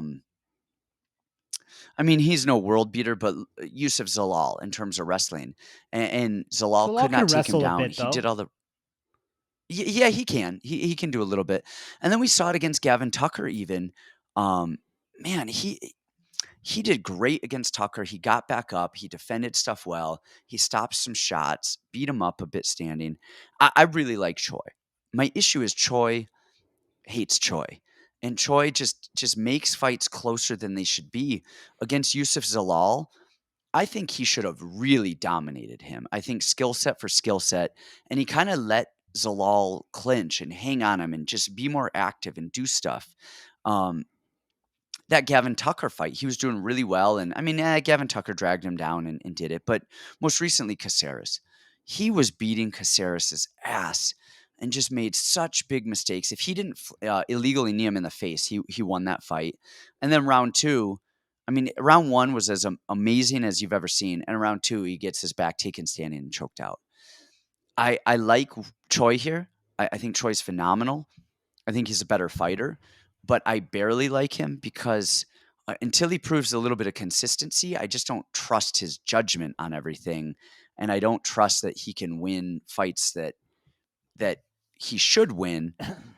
But that said, and then I'll turn it over to you. I think Caceres. I mean, Caceres is crafty. He's a crafty bugger, and he's been getting better. And he is now on A a. I think five he fight actually win lost his streak. last.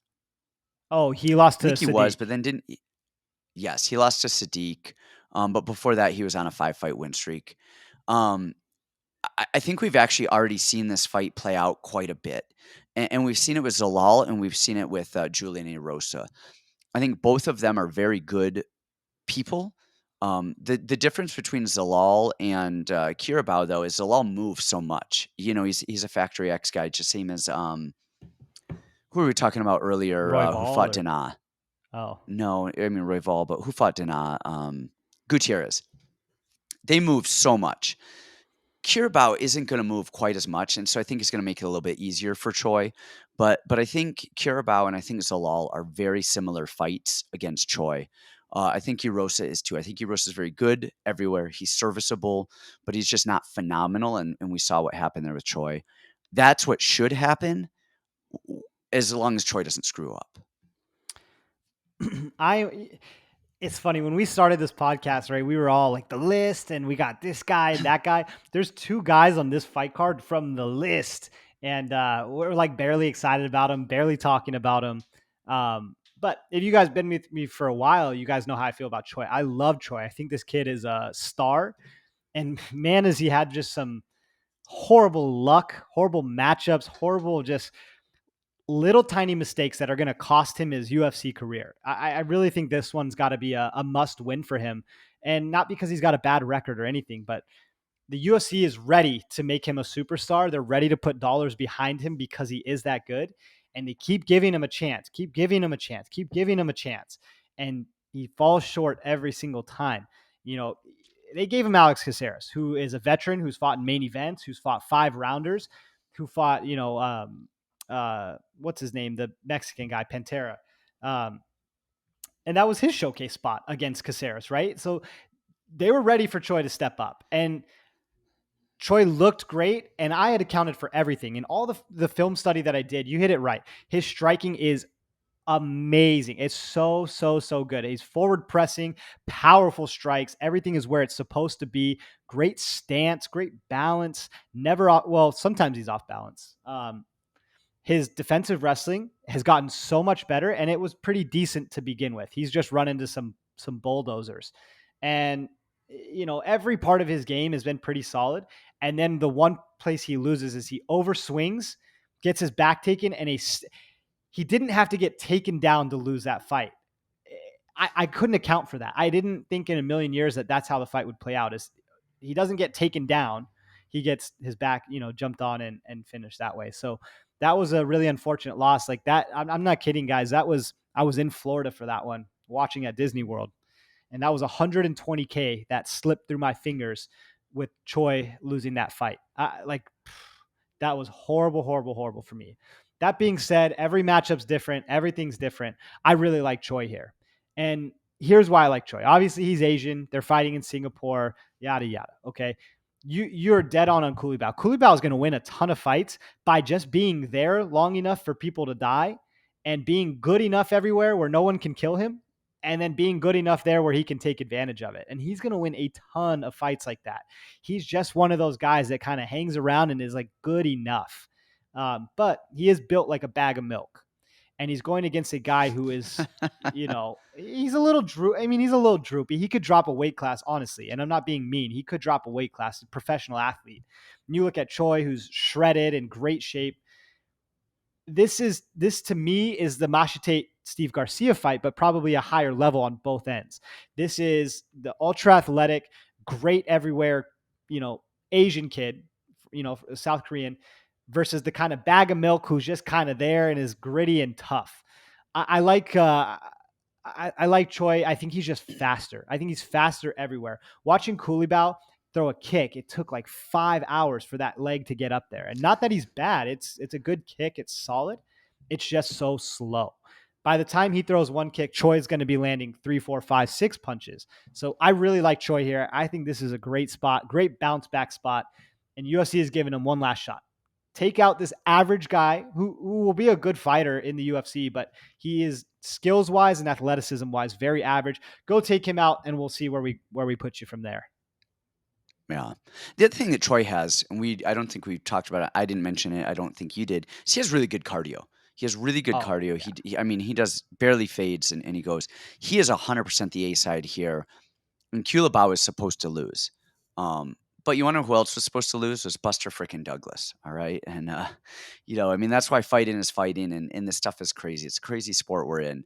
Um, I'm with you. I like Choi. He just honestly, I really do like Choi here. He just makes me uneasy with alright, he makes me uneasy with how close the Zalal fight was, not even in his losses.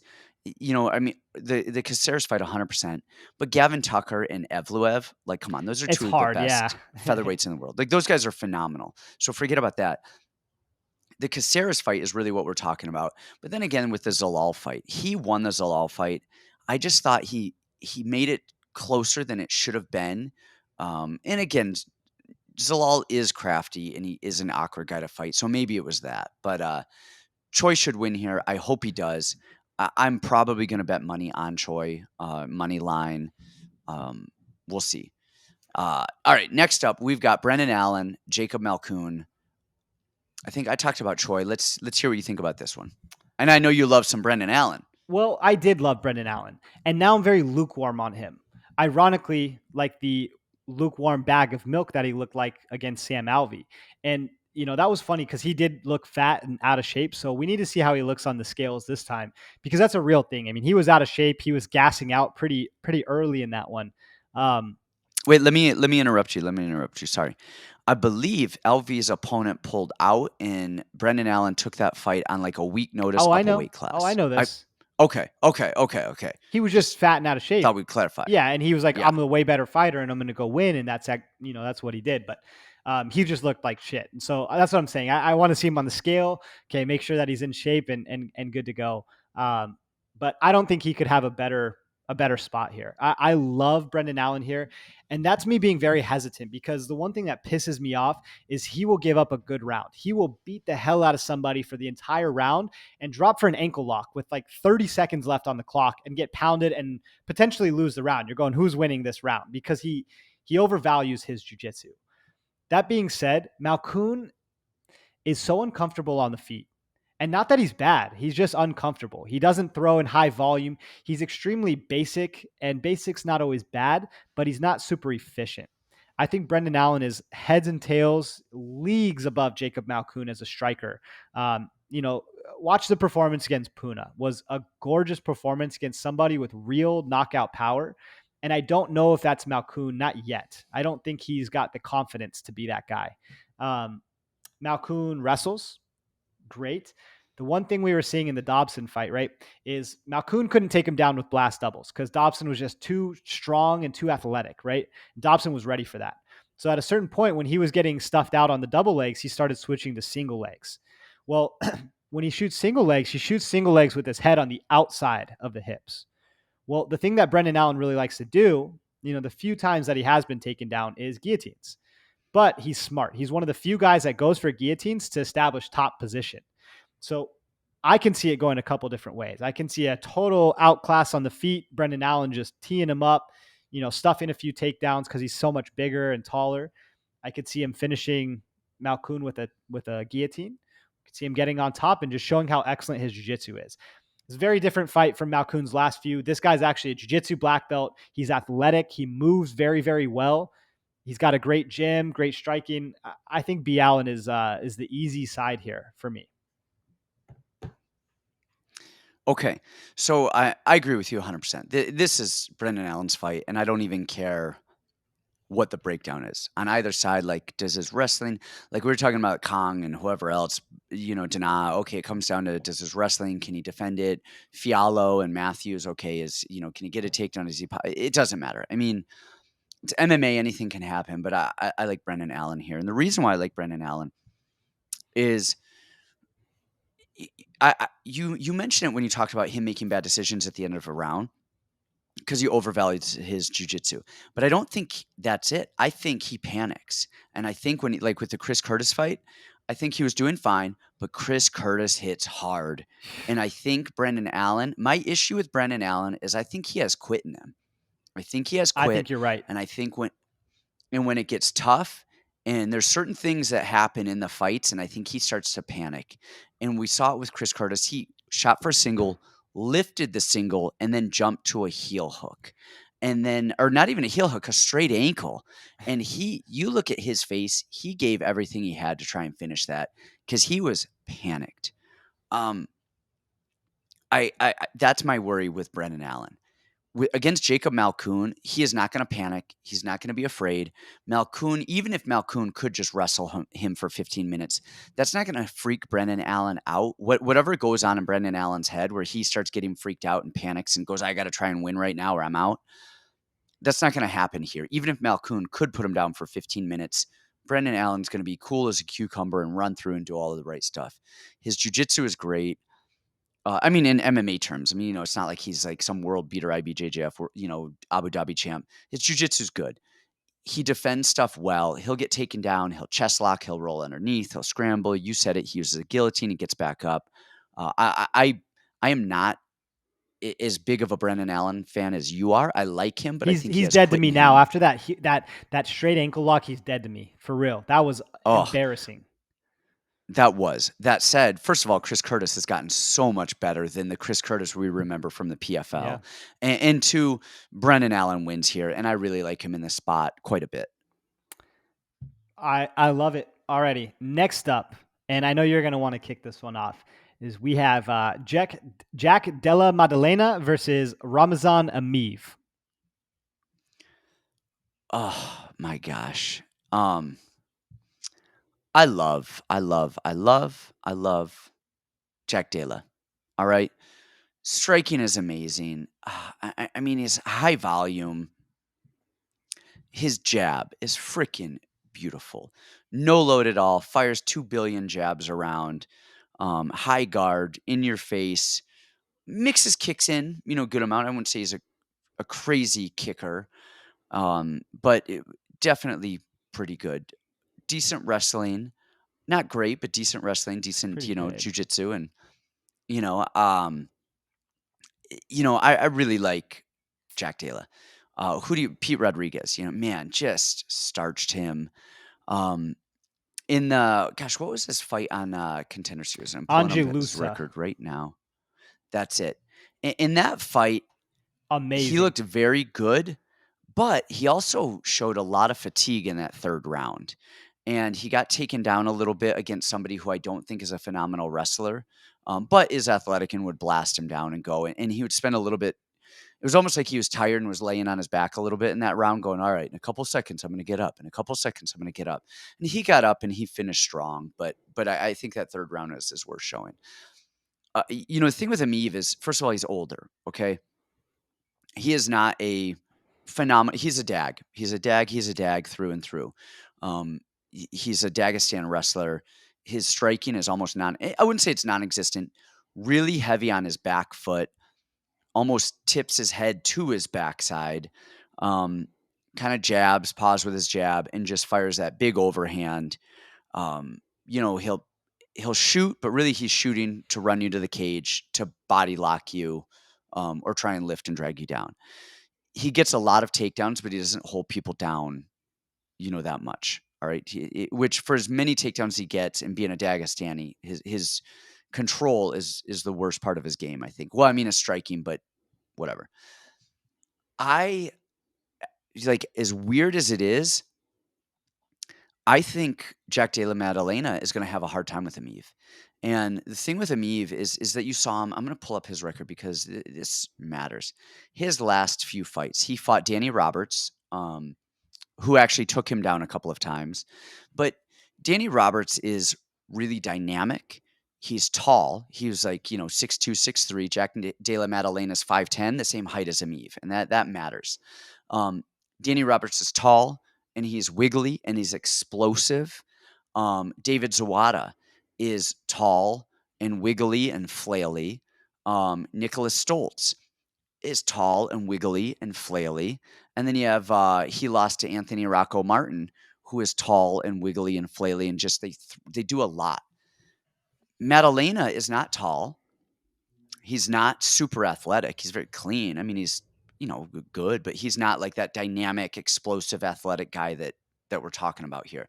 He's not Danny Roberts. You know what I mean? Danny Roberts is old, but if you're going athleticism, Danny Roberts is freaking fast and dynamic and athletic, and Dale is not. Um, And I think that the tall people have given Emeev trouble with the takedowns. It's what we talk about all the time. These tall people on the cage, they're just hard to take down. They're awkward. They're weird. And the other thing is that Rocco Martin did it. Even Stoltz did it. They flailed and wiggled around a lot, and that just caused a lot of movement. Della isn't a flailer. He's a technical guy. He's shorter.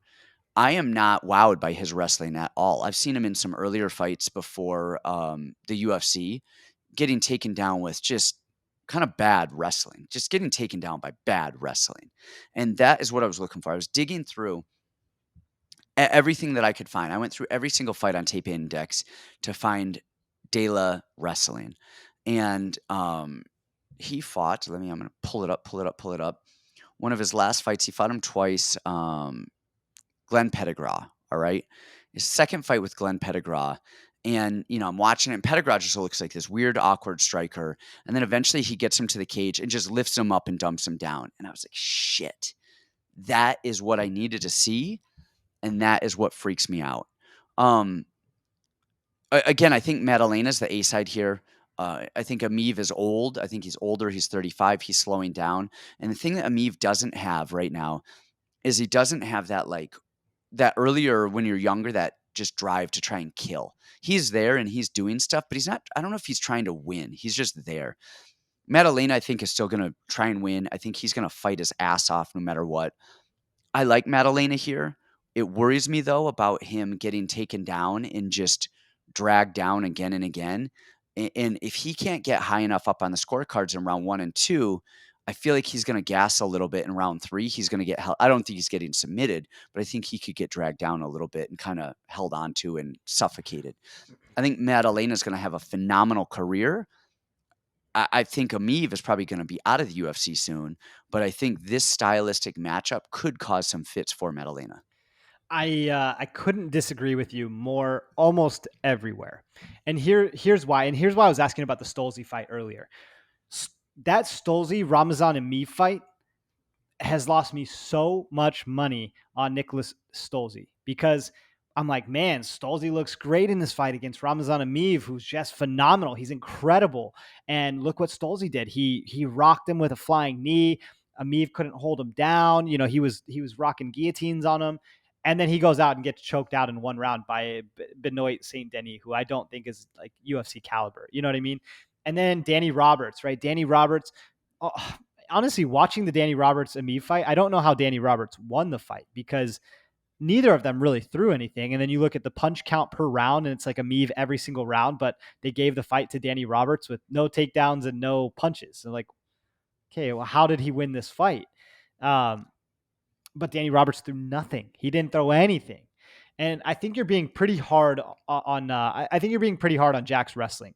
So if you go back and watch the Lusa fight, which was a phenomenal fight, and Lusa is supposed to be a pretty big prospect out of Sanford, right? He trains with all of those guys. That was supposed to be like, hey, the winner of this fight is going to have a really, really good UFC career. And Luce, the first time he got taken down was off a kick. I think something happened and he got his back spun around, and then Lusa kind of took his back. But Jack, boom, right back up. And then the second time was something weird like that too, where his leg came up high or he just got a little bit too close and was already off balance and got taken down that way. But then when you started seeing the takedown defense, Lusa got in on a super, super, super deep single leg. And what was really impressive to me was Jack's hips. Jack hipped out, brought his head back to the inside, and used his head. And this is a man after my own heart, pushing up on Lusa's face and kind of gave himself the room to operate. I think he got caught in a couple bad spots there, but his transitions were excellent. The way he would kind of roll through and almost hit that Granby holding the arm. I think he's very, very good. I honestly think his wrestling, and especially his defensive wrestling, is so much better than people are going to give him credit for. I think he's come a long way since his regional scene. He's a brown belt in jiu-jitsu, and he trains with Dan Kelly. Do you remember Dan Kelly? Mm-mm. Old bastard. He looked like he was gonna die on his ring walks, and you'd go fight the toughest guys in the world, and you'd be like, oh, this old man is gonna get dusted. And he was just tough as nails, old judo guy who would just hang in there Yes, I and win do. fights. I From mean, Australia, right? yes. Yes, yes, yes, yes, yes. Okay, I do. And Yep. that is his coach, and that team is really tough. And that's part of the reason why I really like Jimmy Crute as well, because I think their grappling is so underrated, and I think it's so much better than people give him credit for. And then on the feet, I mean, you're right. Emeev is just lazy as shit. He's the laziest fighter of all time. No sense of urgency, which doesn't look good for the judges. And we were kind of talking about criteria earlier. What looks better? Emeev trying to hug his leg for 3 rounds, or Jack pop pop pop pop pop pop pop. He's a Diaz brother with actual power and good skills everywhere else. I mean, it's incredible, that striking. He's got to watch out for a big overhand and a single leg from Dagestan. You know, watch the Danny Roberts fight. The takedowns were decent at first, but they were all single legs. And then second round, third round, he was shooting from so far away that Danny, who doesn't have great takedown defense, was able to defend them pretty easily. Um, I think this is a showcase spot for Jack. I mean, Ramazan is 35 years old. He's lazy as shit. He doesn't have high volume. He doesn't have a favorable style for judges. So I think Jack's definitely the A side here, and I think Jack gets it done very impressively. Okay, I hope so. I hope so. I hope so. It worries me is that again, it's one of those things where you're gonna have fighters and they're just somebody's kryptonite. And I think, like I said, I think Jack Della. I think Jack Della should win. I like him to win. I worry that he will win. Um, The way people with talked about opposite that stance. contender series fight, I thought it was way worse than it was. Like, I never judge a bad takedown defense off of like a kick. Like, if you catch a kick, you catch a kick, and that's just bad luck and Oh bad yeah. timing. And people were like, oh, he's going to get just Even in that third round, like you said, he was tired. And the announcer, Laura Senko, kept making comments about how tired he was. He got taken down, got right back up, and beat the shit out of Lusa for the last 2.5 minutes of the round. Like, beat the shit out of him and dug deep in his soul, And Lusa is, you know, guns blazing, balls to the wall kind of guy. So I think he's going to find a way to dig deep, and I think he's got a favorable style, and I could see a KO easy.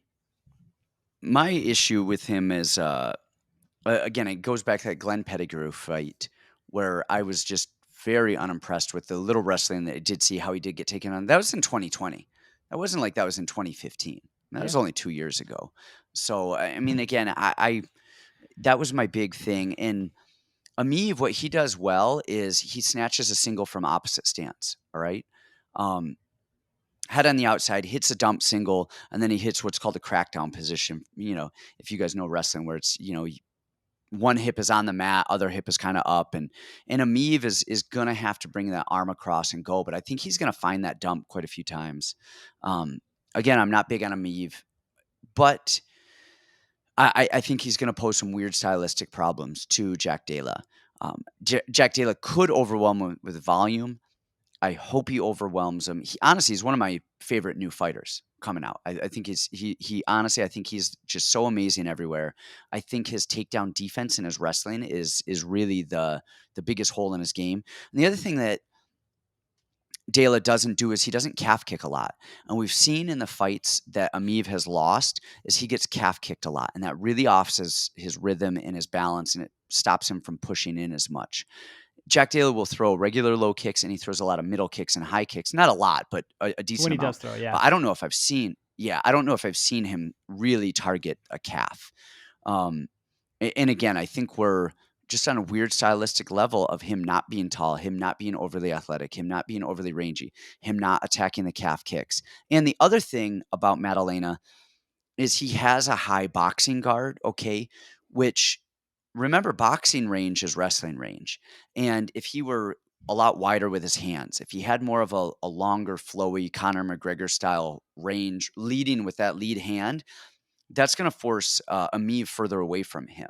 But he doesn't. He's literally knuckles glued to his face, where that's going to let Emeev just stand naturally a little bit closer, which is going to make that shot a little bit easier for him. Not the shot, I mean the entrance right there. Um, I hope Maddelena wins it. I really like him. I think on these weird little details, I think Emeev is going to have a lot of success. All right. Next up, we got Rogerio Bontorin and Manel Cop. Um, you know, this is do you wanna go on this one? Yeah, sure. I'll keep this really short and Okay. simple. I love Bontorin. I love me some Bontorin. I picked him in his last fight. I picked him in a lot of fights. I like Bontorin. The fight against Bibulatov, I think that's his name. What's his name? Yeah. Magomed Bibulatov was one of the most impressive things I've ever seen because Magomed Bibulatov should be challenging for a UFC title. And instead he's out of the UFC because of Rogerio Bontorin, which was super impressive is what he out wrestled the crazy Russian. That being said, I don't really see this fight being that close. His striking is uh it's big overhands. It's predictable. It's big overhands, power to wrestle. I think Cop is so fast, so dynamic. When he really wants to counter wrestle, he can counter wrestle. Um, uh, but I think the striking of Cop is going to put Bontorin out. I think the weight cut's going to be really tough on Cop. I don't think Cop's brittle like Brandon Royval is.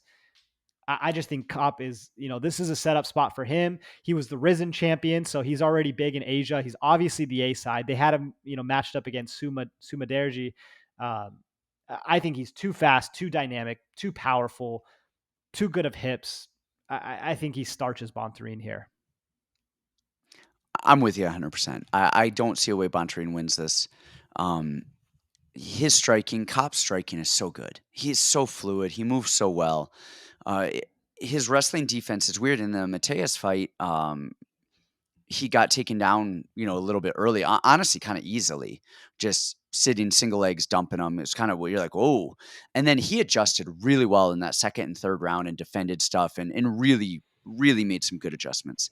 Um, we saw in the Royval fight where, Bontorin, of course, will shoot in right in front of him or I'm sorry, Royval would stand right in front of him, just pepper and swing. Royval is Royval, right? He's just right in your face going, and Bontorin would just go underneath, level change, come up to a body lock, throw him to the ground. The thing is Bontorin, his best takedown is a body lock. He's gonna either run you to the cage, grab a body lock, hip toss you, hip toss, body lock, drag you down. He's not a really good leg wrestler, but the thing is how is he gonna get in on Manel Kopp? Manel Kopp's lateral movement, and that's the difference between, like, his last fight against Brandon Royval, is Manel Kopp is never standing still. He glides left and right, and it's gonna make life really hard. He's not gonna be able to body lock Kopp because he doesn't shoot to the legs. He's gonna have to shoot into the legs and then come up to a body lock, but Bontorin doesn't do that. It's not his style. He kinda blitzes you, crashes you, and then as you initiate, yeah, he throws a big overhand and grabs a body lock. I don't know how he's gonna close the distance. I don't know how he's gonna get a body lock. If he does, Kopp is very adept at getting off of the cage and moving. I think lateral movement, speed, beautiful striking, a flying knee is gonna come to Bontorin's face, and it's gonna be lights out. Yeah, I'm totally with you there.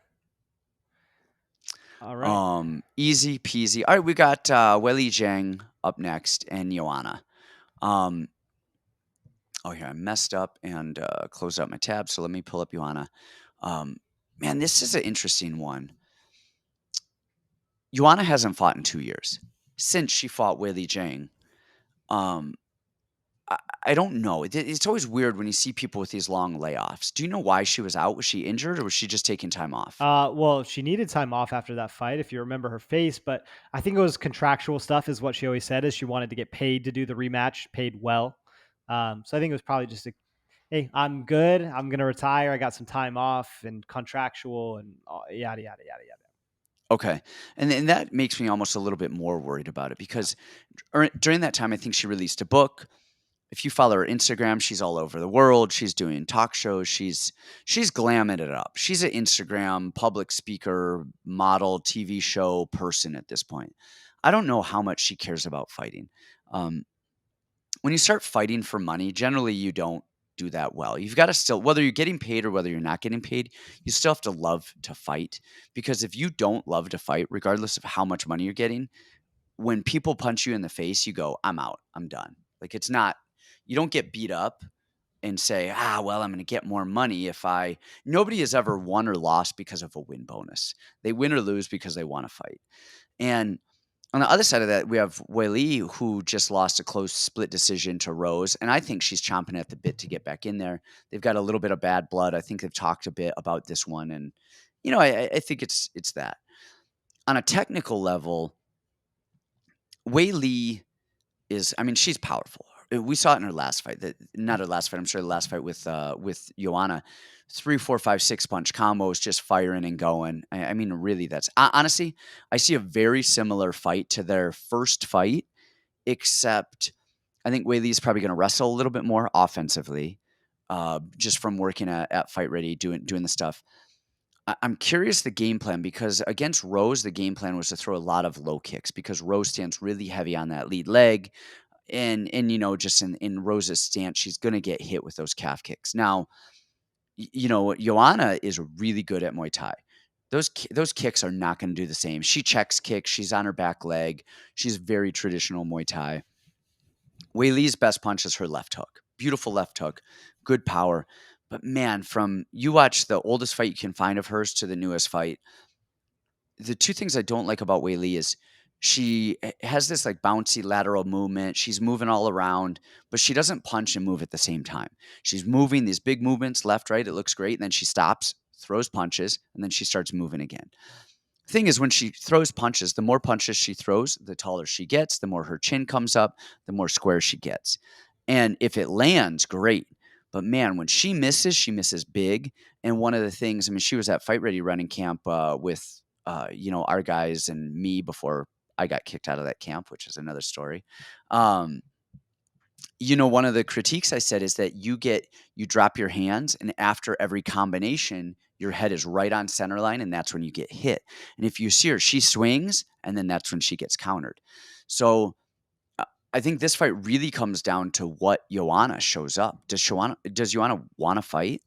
And I love Joanna's tie clinch. I remember hearing Rogan. I was watching the fight again yesterday, and Rogan was like, Weili's really going to win in this clinch. She's strong. She's this, she's that, she's physical. And Joanna, I thought, had her way with her in the clinch. I mean, Joanna's so good at Muay Thai. That's what she did.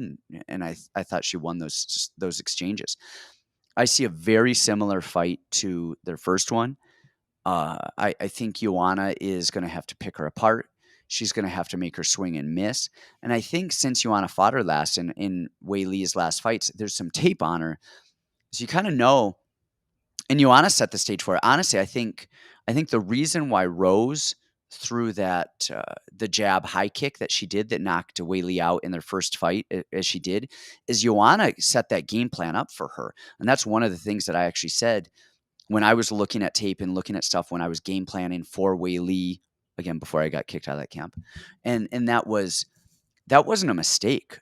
You see Joanna throwing some kicks, and then all of a sudden you see Joanna throwing a jab, and it looks like a teep, but then she brings it over the top, and that was a tell. And Joanna found out about that, and I think Joanna in camp is going to see some other tells that Weili is doing, and for as much improvements on Weili's wrestling that she had with us, watching her during that Rose fight, she is still swinging and missing quite a bit, and her chin is still up quite a bit. And I think a lot of those same tells that she had beforehand are still going to be there. Man, did you make an official pick? Are you picking JJ? No, not yet. I was going to hear what you said and then kind of go with picks and stuff Okay, afterwards. watching that first fight, man, that was such a brutal fight. It took Joanna a long time to get going in that fight, to figure out the timing and the range. And by that point, her head was already blown up. The problem was Joanna was hanging out in the pocket too much. But when she would throw kicks, her kicks were giving Weili the time to close that distance and throw those huge power punches. I mean, that was a brutal fight. I'm a huge JJ fan, so obviously I wanted JJ to win. I'm like, she won, but I don't really know that she won that fight. I mean, it's what do you value? And again, judges are more damage, and you got a girl with 3 heads. It's tough to say no. JJ won on damage because she calf kicked her 30 times. You know what I mean? Uh, I think you're exactly right, and I always harken back to this old Chael Sonnen saying: in a rematch, when two people fight, The younger fighter is going to win, but this time faster. So, this could still go to decision, but, it's only 3 rounds. So technically that would be faster than the 5 rounds. But that is held true a lot of times. In a rematch, the younger fighter wins the rematch, but this time faster, usually by a finish or something like that. So I think you're right. I don't doubt Joanna's her work ethic. I mean, you see her on Instagram all the time, always training, always working out. She's got crazy abs right now. She's always in shape. But I worry that the game has passed her. I worry that, she's just had too much time off and the big lights and feeling it again. And, having said, oh, I'm retired and now I'm not retired and now I'm retired again. Now I'm not retired. Pay me more money. There's so many different factors going into this. And I think you're right, is Weili is laser focused. She's got a crazy crew of people around her at all times, monitoring, her heartbeat and her thought process and all kinds of crazy stuff. She's a science experiment and just, genetically bred for this kind of thing. Um, I think you're right. Just that when the going gets tough, what's Joanna going to say? What's Joanna going to do? And if she starts out slow like that again, or she hangs out in the pocket trying to land, her signature 10 punch combo, and then she gets hit with one of those bombs of Weili, it's alarming. You're like, hold on a minute. No one was hitting me like this in training. I know K Rock wasn't hitting me like this in training. Now this Chinese bomber is just crushing me. Um, to touch this fight, it's going to have to be a very good week first for me to put some money down on this. I think that Weili is probably going to get it done here. I think she's got more ways to win, and I don't think JJ hits hard enough to keep reckless Weili off of her. As bad sometimes as Weili's striking is, she's got insane cardio and she hits super hard and she doesn't stop. And that's a really tough combination for pretty technical strikers. And now add on top of that the wrestling and championship experience in the last few fights. There's a lot going on to that mix that I think Weili, the younger fighter, gets it done here, unfortunately. The other thing to consider is Weili is doing this camp in Thailand, which is not that far from Singapore, whereas Joanna is doing her camp in Florida, which is 6 worlds away from Singapore. Yeah, Uh, I think I like Weili by knockout here, I but do too. this is another one of those the fights I want to bet live. Like you said, if I'm doing well, I want to see how Joanna looks and see what's going on after round 1 and then do some live betting. I think if it gets past round 1 and Joanna looks like she actually wants to fight, I think I may throw some money on her depending on how it goes, but I need to see if Joanna is going to show up first, cuz that's the thing. It's like the Fialho fight. I said bet that live because we just don't know what Fialho's takedown defense is. We don't know if he's going to get back up. We don't know if Matthews can get him down. And so watch that fight for a few minutes and see what the odds look like and see how things play out. Because man, you go to Bovada, you go to Bet Online, you can bet live. You can bet as the fight is going. Odds shift and sometimes you get good odds with it, sometimes you don't. But betting on a 34-year-old retired, unretired, retired, unretired Instagram author model these days, again, that's a risky thing. And Joanna's never been like, I mean, even outside of the Rose fight, all of her losses have been decisions, even to Valentina. I mean, she's tough. She is not like, I think it'd be hard pressed to find Joanna quitting in there. But there's quitting and then there's trying everything you can, going balls out to win. And those two things are very different. So I think I like Weili by knockout, but I would not be surprised if Joanna just comes in phenomenal. Who knows? Who knows what will happen? That's a live bet for She me. very well could. She looks in shape. She looks great. All right, next up we have our co-main event, the one of 2 title fights, Valentina Shevchenko against Talia Santos. Who do you have here? Why? Tell me. Give me the goods. Okay, admittedly, I didn't do as much tape for these last two as I probably should, or I'm getting ready for a fight too, guys. So it's tough to fit everything in, and I always start bottom to top. But that being said, what I've seen, I hate Valentina's low volume. I hate the low volume. But everyone's saying this is going to be her toughest test. This is her toughest test, toughest test. Good. It needs to be her toughest test because the problem that Valentina's having is these girls are so afraid to engage her that she looks so mediocre because she's a counterpuncher. I think the more that Tyla chases after her and tries to kill her and tries to take her down and tries to do these things to her, the better Valentina is going to look because her hand speed, her kick speed, everything she does is so fast and so efficient and so on point. I think that Tyla is definitely going to be the tough. She's tougher than Lauren Murphy. Maybe not tougher, but better than Lauren Murphy. Hold on, let me pull up the record here. Andrade is very tough, and she crucifixed her and finished her. Jennifer Maya, a little bit redacted, but she tries hard. I think 5 round cardio. You got the Brazilian cardio versus Valentina. I like the smooth counter puncher over kind of the wild berserker. I really don't like the way that Tyla throws punches. She is very powerful, but everything is like, it's not just a clean, straight, beautiful punch. It's kind of like a loopy, throwing like a baseball. And I think when it comes down to it, I think that Valentina is going to land first and land harder and mix in the wrestling. And she's been a very complete mixed martial artist. She has that championship aura. I think everyone's kind of grasping at straws here to find somebody who's going to dethrone Valentina. But I think Valentina is still the truth. Yeah, the thing with Santos, you hit it, man. She's big and physical. All right, that is it. I mean, not that is it. I mean, that's true. She's big. She's dynamic. She's athletic. She's got a long range. She actually has a really good jab. I really like her jab. She's got some really good knees, and she's got a really good tie clinch. She does not manage distance well. She's almost just like walks in and is just there.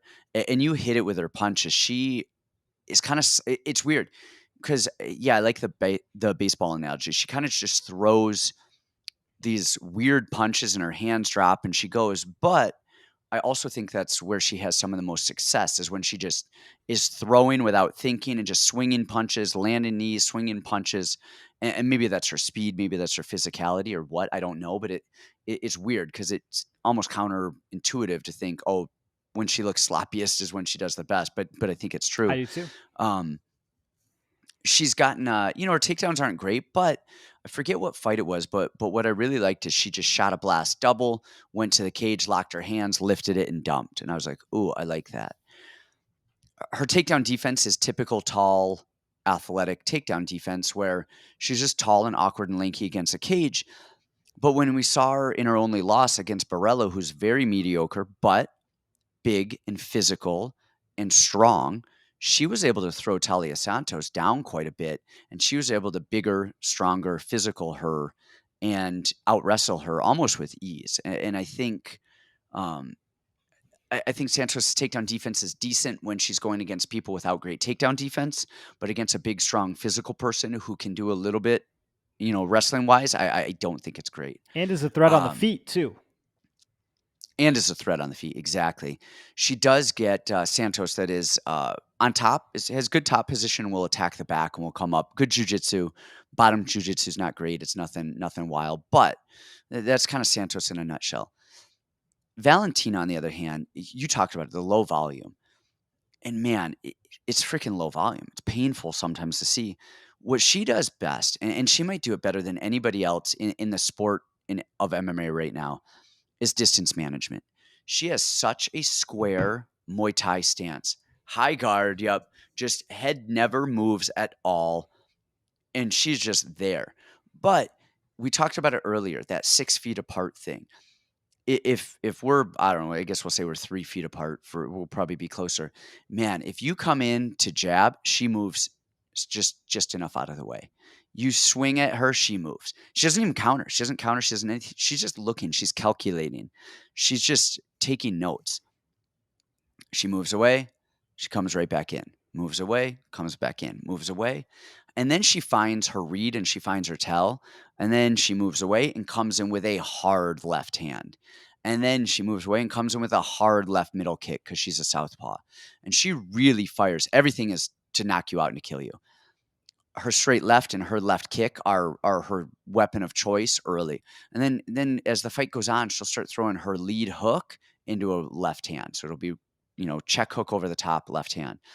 But then what else she does is she keeps such distance, and you can see her frustrating her opponents that they start overswinging and overcrowding, and then she goes right underneath him into a high dive, gets a body lock, and throws him to the ground with effortless, ness.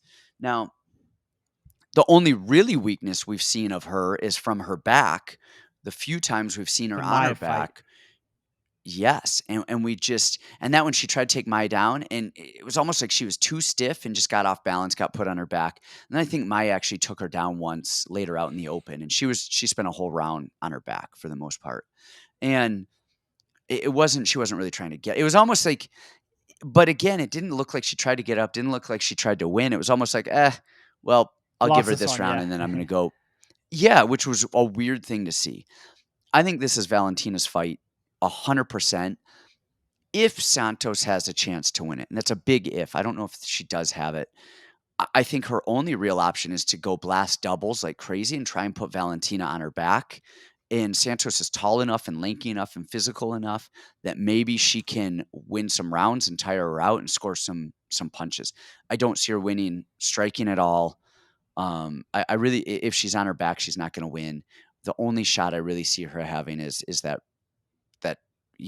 blast double.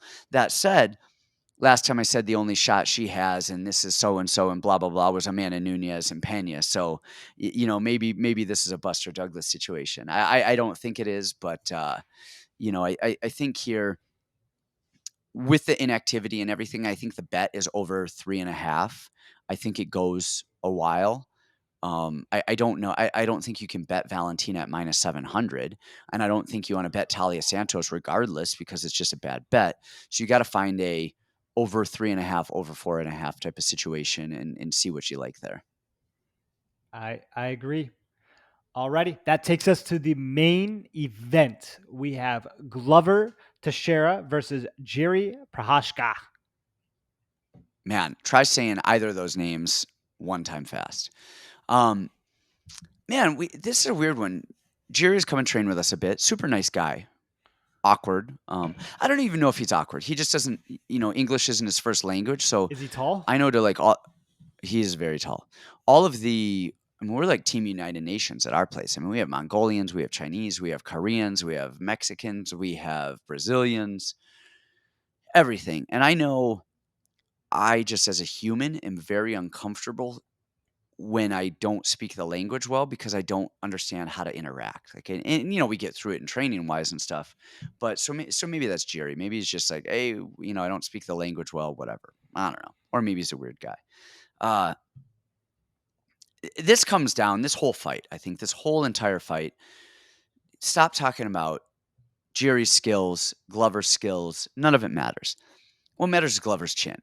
Can Glover's chin hold up to a few punches? It doesn't have to hold up to all of them.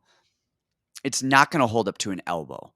Can it hold up to the fast, dynamic, quick punches that Jerry's going to deliver while Glover's trying to close the distance? I mean, Jerry's striking is great. It is this weirdest, awkward. He's like gliding, ice skating stances left and right, and this is weird, like off rhythm. I've never seen anything like it. It's almost like he's doing some African dance in front of a fire or something like that, and he's got the weird hair to boot. Arms are down, weird angles on his punches. It's like a mix of capoeira and kick. I don't even know what the hell else, but it's not even his punches and his kicks that are that damaging. It's his elbows. He spins, man. He finds those elbows, finds the awkward stuff, and and he lands, and they're vicious. Glover on the other side is, his striking is, man. He's old. He's slow. His striking actually looked way better than I thought it So would good. against Blachowicz. And I thought he tagged him up way more than any of us ever thought was going to happen. And then he took him down with ease. And Yan is a decent wrestler, and he's good at jujitsu and all of that. The second thing, if the main thing is Glover beating Father Time and finding his chin, and that's the biggest thing. The second thing, and this is really really telling, in the Dominic Cruz fight, or Dominic Cruz, geez, Dominic Reyes fight, the two of them at one point in the first round just like kind of fell into each other into a clinch, and Dominic Reyes just grabbed him and fell forward, and Jiri fell with him. I mean, it was like almost right in him out. Dominic's not a great grappler. Came on top, and then Jiri wiggled out and stuff and whatever. But that I was like, whoa, that was not good for Jiri. And he doesn't like wrestling. He doesn't like striking. I don't think he values it that much. He's athletic and he's fast, but once that athleticism goes away and you're on the fence, and technique and grit come into play, man, I think if this fight can go past, man, I don't know, 3 minutes, 4 minutes around, I think it's Glover's all day. Uh, again, but I mean, Yuri can put him out at any point. This again, this is that fast, young, dynamic guy versus it's Khabib Barbosa. Can Barbosa knock him out before he gets him down? And we've seen how that happens. But Khabib wasn't 4,700 years old and been dropped and rocked by every fight, in every fight that he's been in. I want to lean Glover here because all things considered, I think he has the better skill set to win the fight. I don't know if he has the chin to win the fight. He absolutely has the skill set to win the fight. I don't know if he has the chin to win the fight. Well, then I think that sets this up easy. I'm just going to echo everything that you said. I love Glover. I actually love his boxing. I love his striking. He's always moving his head off the center line, keeps a high, tight guard, good jab, good two, hits like a truck. I mean, his striking is actually beautiful to watch, and he's a grinder. He just gets rocked every fight. I mean, he's in the course of a fight, gets hit with a jab, he's all crazy, and then he'll go get a takedown, and that's how he always finds his way to win. Um, and Jiri is just crazy and crazy angles. And I've been the number one Jiri hater since he came over. I was like, I bet thousands on Dom Reyes. Every fight that he's had, not Vulcan. Vulcan is a tough one, but I don't love Jiri. I don't love his skill set. I think he gets hit way too much. I mean, he's always getting hit and rocked and just crazy blitzkrieg, right? So smart play, I'd say, is under 1.5, 2.5. I think those are both solid plays, but I think the way to run it is go Glover, money line, and then you can just hedge with a Jerry KO, right? Or a Jerry, yeah, Jerry KO. That there you go. That's the way to play this fight. So you're gonna put the money on the guy with the better skills, but me personally, I don't really want to touch this fight from this will be the end of the weekend. This is the accumulation of all the fruits of my labor, and I get to just watch this one and enjoy. I'll be rooting for Glover big time. I really hope that he does it, and I hope that he wins because I think he's a better mixed martial artist. I think he's a better ambassador for the sport. He's a really nice guy. So I hope Glover gets it done. I gun to my head, I think Jerry probably catches him just with his crazy madness and some crazy elbow. But I would love Glover to get it done here. Yeah, I think an easy, safe bet is the fight doesn't go the distance. Under 3.5, under 4.5 doesn't go the distance, something like that. I think that lands. I think if Glover can get him down, he's going to wear him out and batter him and finish him. If he can't get him down, he's getting knocked out. So this fight is not going the distance, folks. And you guys will hear us on quite a bit of these. I mean, I don't know that we're definitive on a few, but a lot of them are kind of like, well, I like so and so if. And of course, we'll throw our picks up on the Discord and on the Patreon. When we actually like our actual picks and the actual bets.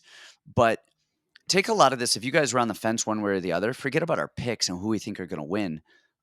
Take our analysis because I think the analysis is going to be spot on, and then you have to decide based on our analysis and based on the analysis of a lot of other cappers and people who are doing this.